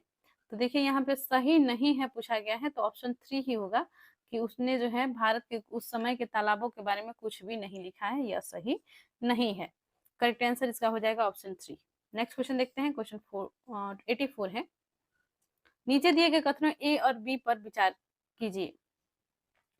तो देखिए कथन है, बोरा असम में उपयोग की जाने वाले धान का एक सामान्य प्रकार है। सही है यह कथन ए। देखिए बोरा, इससे रिलेटेड प्रश्न जो है बार बार पूछे जाते हैं। असम का जो है एक प्रकार का चावल का नाम क्या है, जो कि फेमस चावल है असम राज्य का। तो बोरा चावल, ठीक है, याद रखेंगे। और बोरा असम में उपयोग की जाने वाली धान का एक सामान्य प्रकार है, बिल्कुल सही है। धान की खेती चिकनी मिट्टी में अच्छी होती है एवं इस फसल को प्रचुर मात्रा में पानी चाहिए। तो धान की खेती के बारे में जो जानते होंगे वो अच्छे से इस प्रश्न को कर लेंगे। धान की खेती जो है चिकनी मिट्टी में अच्छी होती है, बिल्कुल सही है। और इस फसल को प्रचुर मात्रा में पानी चाहिए। पानी में ही देखते हैं हम धान को रोपते हुए, तभी जाकर जो है धान जो है अच्छे से होती है। तो धान की खेती के लिए जो है ये आवश्यक तत्व है, तो ये भी सही है। तो दोनों जो है सही दिया गया है, तो इसका करेक्ट आंसर हो जाएगा इसमें ऑप्शन 1, ए और बी दोनों सही है। नेक्स्ट है क्वेश्चन 85। चैनल पर नए हैं तो प्लीज चैनल को सब्सक्राइब कर लीजिएगा और इससे पहले जो हमने वीडियो अपलोड कर दी है इसी पेपर से संबंधित सीडीपी और ईवीएस के, उसे भी देख लीजिएगा। और इसी प्रकार से हमने बहुत से पेपर सॉल्व कर रखा है सीटेट प्रीवियस ईयर क्वेश्चन से संबंधित, उन वीडियोस को भी जरूर देख लें। आते हैं क्वेश्चन 85 में। उस वस्तु का द्रव्यमान ज्ञात करिए जिसका घनत्व 12 ग्राम पर मिलीलीटर है तथा आयतन 3 मिलीलीटर है, ठीक है। तो इसका देखिए, इसका जो हो जाएगा ऑप्शन, इसमें घनत्व दिया गया है 12, ठीक है, और आयतन दिया गया है 3। तो इसका जो है द्रव्यमान हो जाएगा, घनत्व मल्टीप्लाई जो है आयतन होता है द्रव्यमान, ठीक है। तो द्रव्यमान 12 × 3 हो जाएगा, इक्वल टू 24 हो जाएगा। 24 ग्राम इसका करेक्ट आंसर हो जाएगा। तो ऑप्शन सेकेंड इसमें, माफ कीजिएगा, 12 या 36 होगा, ठीक है। 12 × 3 36। तो ऑप्शन 3 इसमें करेक्ट हो जाएगा, 36 ग्राम। नेक्स्ट क्वेश्चन देखते हैं, क्वेश्चन 86। आप चाहते हैं कि छात्र सहपाठी शिक्षण रणनीतियों द्वारा सीखे, आप समूह कैसे बनाएंगे। तो देखिए एक शिक्षक के रूप में जो है ये सभी जो है रोल हम लोग को प्ले करना रहता है। आप जब शिक्षक बनेंगे तो आपको जो है इस प्रकार के कार्य करने हैं। इसीलिए इस तरह के प्रश्न जो है सीटेट में पूछे जाते हैं। तो यह पूछा गया है कि आप चाहते हैं कि छात्र सहपाठी शिक्षण रणनीति द्वारा सीखे, यानी बच्चे जो है छात्र सहपाठी शिक्षण रणनीति, अर्थात कि आप जो है समूह के द्वारा जो है एक दूसरे से, बच्चे जहाँ पे इंटरेक्ट करेंगे, बात करेंगे एक दूसरे से, और एक दूसरे से इंटरेक्शन के माध्यम से जो है सीखेंगे, गतिविधि करेंगे, ठीक है। तो इसके लिए जो है समूह बनाना है। कैसे जो है समूह बना सबसे सही तरीका होगा, एक शिक्षक के रूप में आपको इस प्रश्न का जवाब देनी है। तो देख लेते हैं ऑप्शंस क्या क्या हैं। देखिए ऑप्शंस, 4/5 छात्रों के रोल नंबर के अनुसार समूह बनाएं। परीक्षा में प्राप्त अंकों के अनुसार छात्रों के एक समान समूह बनाएं। तो देखिए परीक्षा में प्राप्त अंक के अनुसार आप यदि छात्रों का एक समान समूह बनाते हैं तो इससे होगा क्या कि जो तेज बच्चे हैं वो एक जगह हो जाएंगे और जो कमजोर बच्चे हैं वो एक जगह हो जाएंगे। तो जिनका अधिक नंबर होगा उनका एक अलग समूह बना दिए, जिनका कम नंबर है उनका एक अलग समूह बना दिए। तो इससे क्या होगा कि बच्चे जो है कमजोर छात्र जो है एक साथ हो जाएंगे और जो प्रतिभाशाली छात्र हैं या जिन्होंने जो है नंबर ज्यादा ले आए हैं तो वो बच्चे जो है एक साथ हो जाएंगे। तो ऐसे में जो है जिन्हें कुछ आता ही नहीं है तो ग्रुप वर्क करके सीख क्या पाएंगे, तो ये भी जो है तरीका सही नहीं है। ठीक है, ये गलत हो जाएगा, ऑप्शन सेकंड गलत है। भागीदारी और सहयोग के आधार पर एक विषम समूह बनाएं। समान लिंग और सामाजिक आर्थिक पृष्ठभूमि के 5 छात्रों का एक समूह बनाएं, और ये जो है सही नहीं होता है तरीका। ठीक है, और सामाजिक आर्थिक पृष्ठभूमि के अनुसार से जो है 5 छात्रों का आप एक समूह बना रहे हैं, यानी कि आप जो है जो आर्थिक रूप से मजबूत है, जो अमीर है, उनका एक ग्रुप बना दिए, अमीर बच्चों का। जो थोड़ा मध्यम वर्गीय है उनका एक ग्रुप बना दिए, जो कमजोर वर्ग है, जो गरीब के बच्चे हैं, उनका एक ग्रुप बना दिए। ये भेदभाव हो गया, तो इस तरह से जो है नहीं बनानी है, ये भी ठीक नहीं है। ठीक है, तो इसका जो है करेक्ट आंसर इसमें हो जाएगा ऑप्शन 3, भागीदारी और सहयोग के आधार पर एक विषम समूह बनाए। ऑप्शन 3 सही हो जाएगा। आगे बढ़ते हैं, क्वेश्चन 87 है, घड़ सीसर झील से संबंधित निम्नलिखित कथनों में से कौन सा एक कथन सही नहीं है, सही उत्तर चुने। देखिए, घड़ सीसर झील से संबंधित, ठीक है, घड़ सीसर झील जो है नहीं है बोला गया है। जैसलमेर राजा घड़सी ने इसे बनाया था। हाँ, जो घड़ सीसर झील है इसे जो है जैसलमेर राजा घड़सी ने इसे बनाया था, सही है। यह लगभग 650 साल पहले बनाया गया था, यह भी सही है। यह 9 तालाबों से जुड़ा हुआ था, बिल्कुल सही है। यह तालाब आज भी प्रयोग में है, नहीं, ये तालाब जो है अभी जो है वर्तमान में प्रयोग में नहीं है। तो इसका करेक्ट आंसर हो जाएगा ऑप्शन 4, कि इसमें जो है कौन सा कथन सही नहीं है पूछा गया था, तो ऑप्शन 4 करेक्ट हो जाएगा। आगे बढ़ते हैं, नेक्स्ट है क्वेश्चन 88, अभिकथन और कारण दिए गए हैं। अभिकथन है, थीम, परिवार और मित्र ईवीएस में एक प्रमुख प्रकरण है, और पौधे और जानवर को परिवार और मित्र के उप प्रकरण के रूप में प्रस्तुत किया जाता है, बिल्कुल सही है। यह जो है जो 6 थीम है, परिवार और मित्र, इसमें से एक थीम है जिसका उप प्रकरण, उप थीम जो है वो है पौधे और जानवर। तो ये जो है सही दिया गया है, और थीम के माध्यम से जो है ईवीएस को जो है पढ़ाया जाता है बच्चों को, इससे जो है बच्चे आसानी से सीखते हैं, तो यह सही है। प्रकरण के द्वारा मनुष्य और जीवन के अन्य रूपों की अन्योन्याश्रितता पर प्रकाश डाला गया है, यह भी सही है कि प्रकरण के द्वारा जो है परिवार और मित्र जो है, इस प्रकरण के द्वारा जो है मनुष्य और जीवन के अन्य रूपों को अन्योन्याश्रितता पर प्रकाश डाला गया है, तो ऑप्शन ए भी सही है। ठीक है, तो अभिकथन और कारण दोनों सही दिया गया है, तो इसका करेक्ट आंसर हो जाएगा ऑप्शन 1, अभिकथन और कारण दोनों सही है, और कारण अभिकथन की सही व्याख्या है। आगे बढ़ते हैं, नेक्स्ट है क्वेश्चन 89, दिए गए कथनों को ध्यानपूर्वक पढ़ें और सही विकल्प चुनें। देखिए, इसमें भी 2 कथन दिए गए हैं, ठीक है, तो इसे भी कर लेते हैं। अभिकथन है, हम अधिक ऊंचाई की तुलना में समुद्र तल पर आसानी से खाना पका सकते हैं। अभिकथन जो है सही है कि अधिक ऊंचाई की तुलना में समुद्र तल पर आसानी से खाना पका सकते हैं, बिल्कुल सही है। अधिक ऊंचाई पर पानी का क्वथनांक बढ़ जाता है, नहीं, पानी का बॉइलिंग पॉइंट कैसे बढ़ सकता है, वहां पर जो है ऑक्सीजन की अभाव होती है ऊंचाई में, तो और जो है खाना पकाने में परेशानी होगी। ठीक है, और क्वथनांक जो है पानी का बढ़ नहीं जाएगा, ये गलत है। तो नेक्स्ट इसमें जो है करेक्ट हो जाएगा, ए सही है लेकिन आर गलत है, तो ये दिया गया है ऑप्शन 3 में है, ए सत्य है लेकिन आर असत्य है, ऑप्शन इसका 3 करेक्ट हो जाएगा। नेक्स्ट है, कक्षा 5 की ईवीएस शिक्षिका नीना अपने छात्रों को एक समूह असाइनमेंट देती है कि उन्हें पास के कृषि फार्मों के दौरा करना है, और कृषि के दौरान किसानों द्वारा उपयोग किए जाने वाले उपकरणों और उनके द्वारा उगाई जाने वाली फसलों के बारे में जानकारी प्राप्त करनी है। उन्हें फोटो भी कलेक्ट कर रिपोर्ट तैयार करनी है। यहाँ कौन सी प्रक्रिया, कौशल और संकेतक शामिल है। तो देखिए, कक्षा 5 की एक ईवीएस की शिक्षिका है नीना, इन्होंने जो है छात्रों को एक वर्क दिया, असाइनमेंट दिया कि उन्हें जो है पास के कृषि फॉर्म में जाना है, कृषि फॉर्म में जाकर जो है उन्हें देखना है कि किसान जो है कौन कौन से उपकरण का प्रयोग करके कृषि कर रहे हैं, और किस किस फसल का जो है वो फसल जो है कौन-कौन सी उगाई जा रही है इसके बारे में जानकारी प्राप्त करना है। तो और उन्हें जो है साथ में फ़ोटो भी लेना है, ठीक है? और रिपोर्ट तैयार करनी है। यहाँ कौन से प्रक्रिया कौशल और संकेतक शामिल हैं? तो किस-किस माध्यम से जो है बच्चे पूछेंगे, पता करेंगे इसके बारे में और वे जो है इसका जो है क्या करेंगे, रिपोर्ट तैयार करेंगे। तो ऑप्शन है प्रश्न करना, अभिव्यक्ति करना, परिणाम निकालना। प्रश्न पूछना, प्रयोग करना, पर्यावरण के प्रति संवेदनशीलता, परिकल्पना, परिणाम निकालना, अभिव्यक्ति, अनुमान, प्रयोग, अवलोकन। तो देखिए, प्रश्न पूछना ठीक है, प्रयोग नहीं करना है, इसमें कोई एक्सपेरिमेंट नहीं करना है, तो ये गलत हो जाएगा।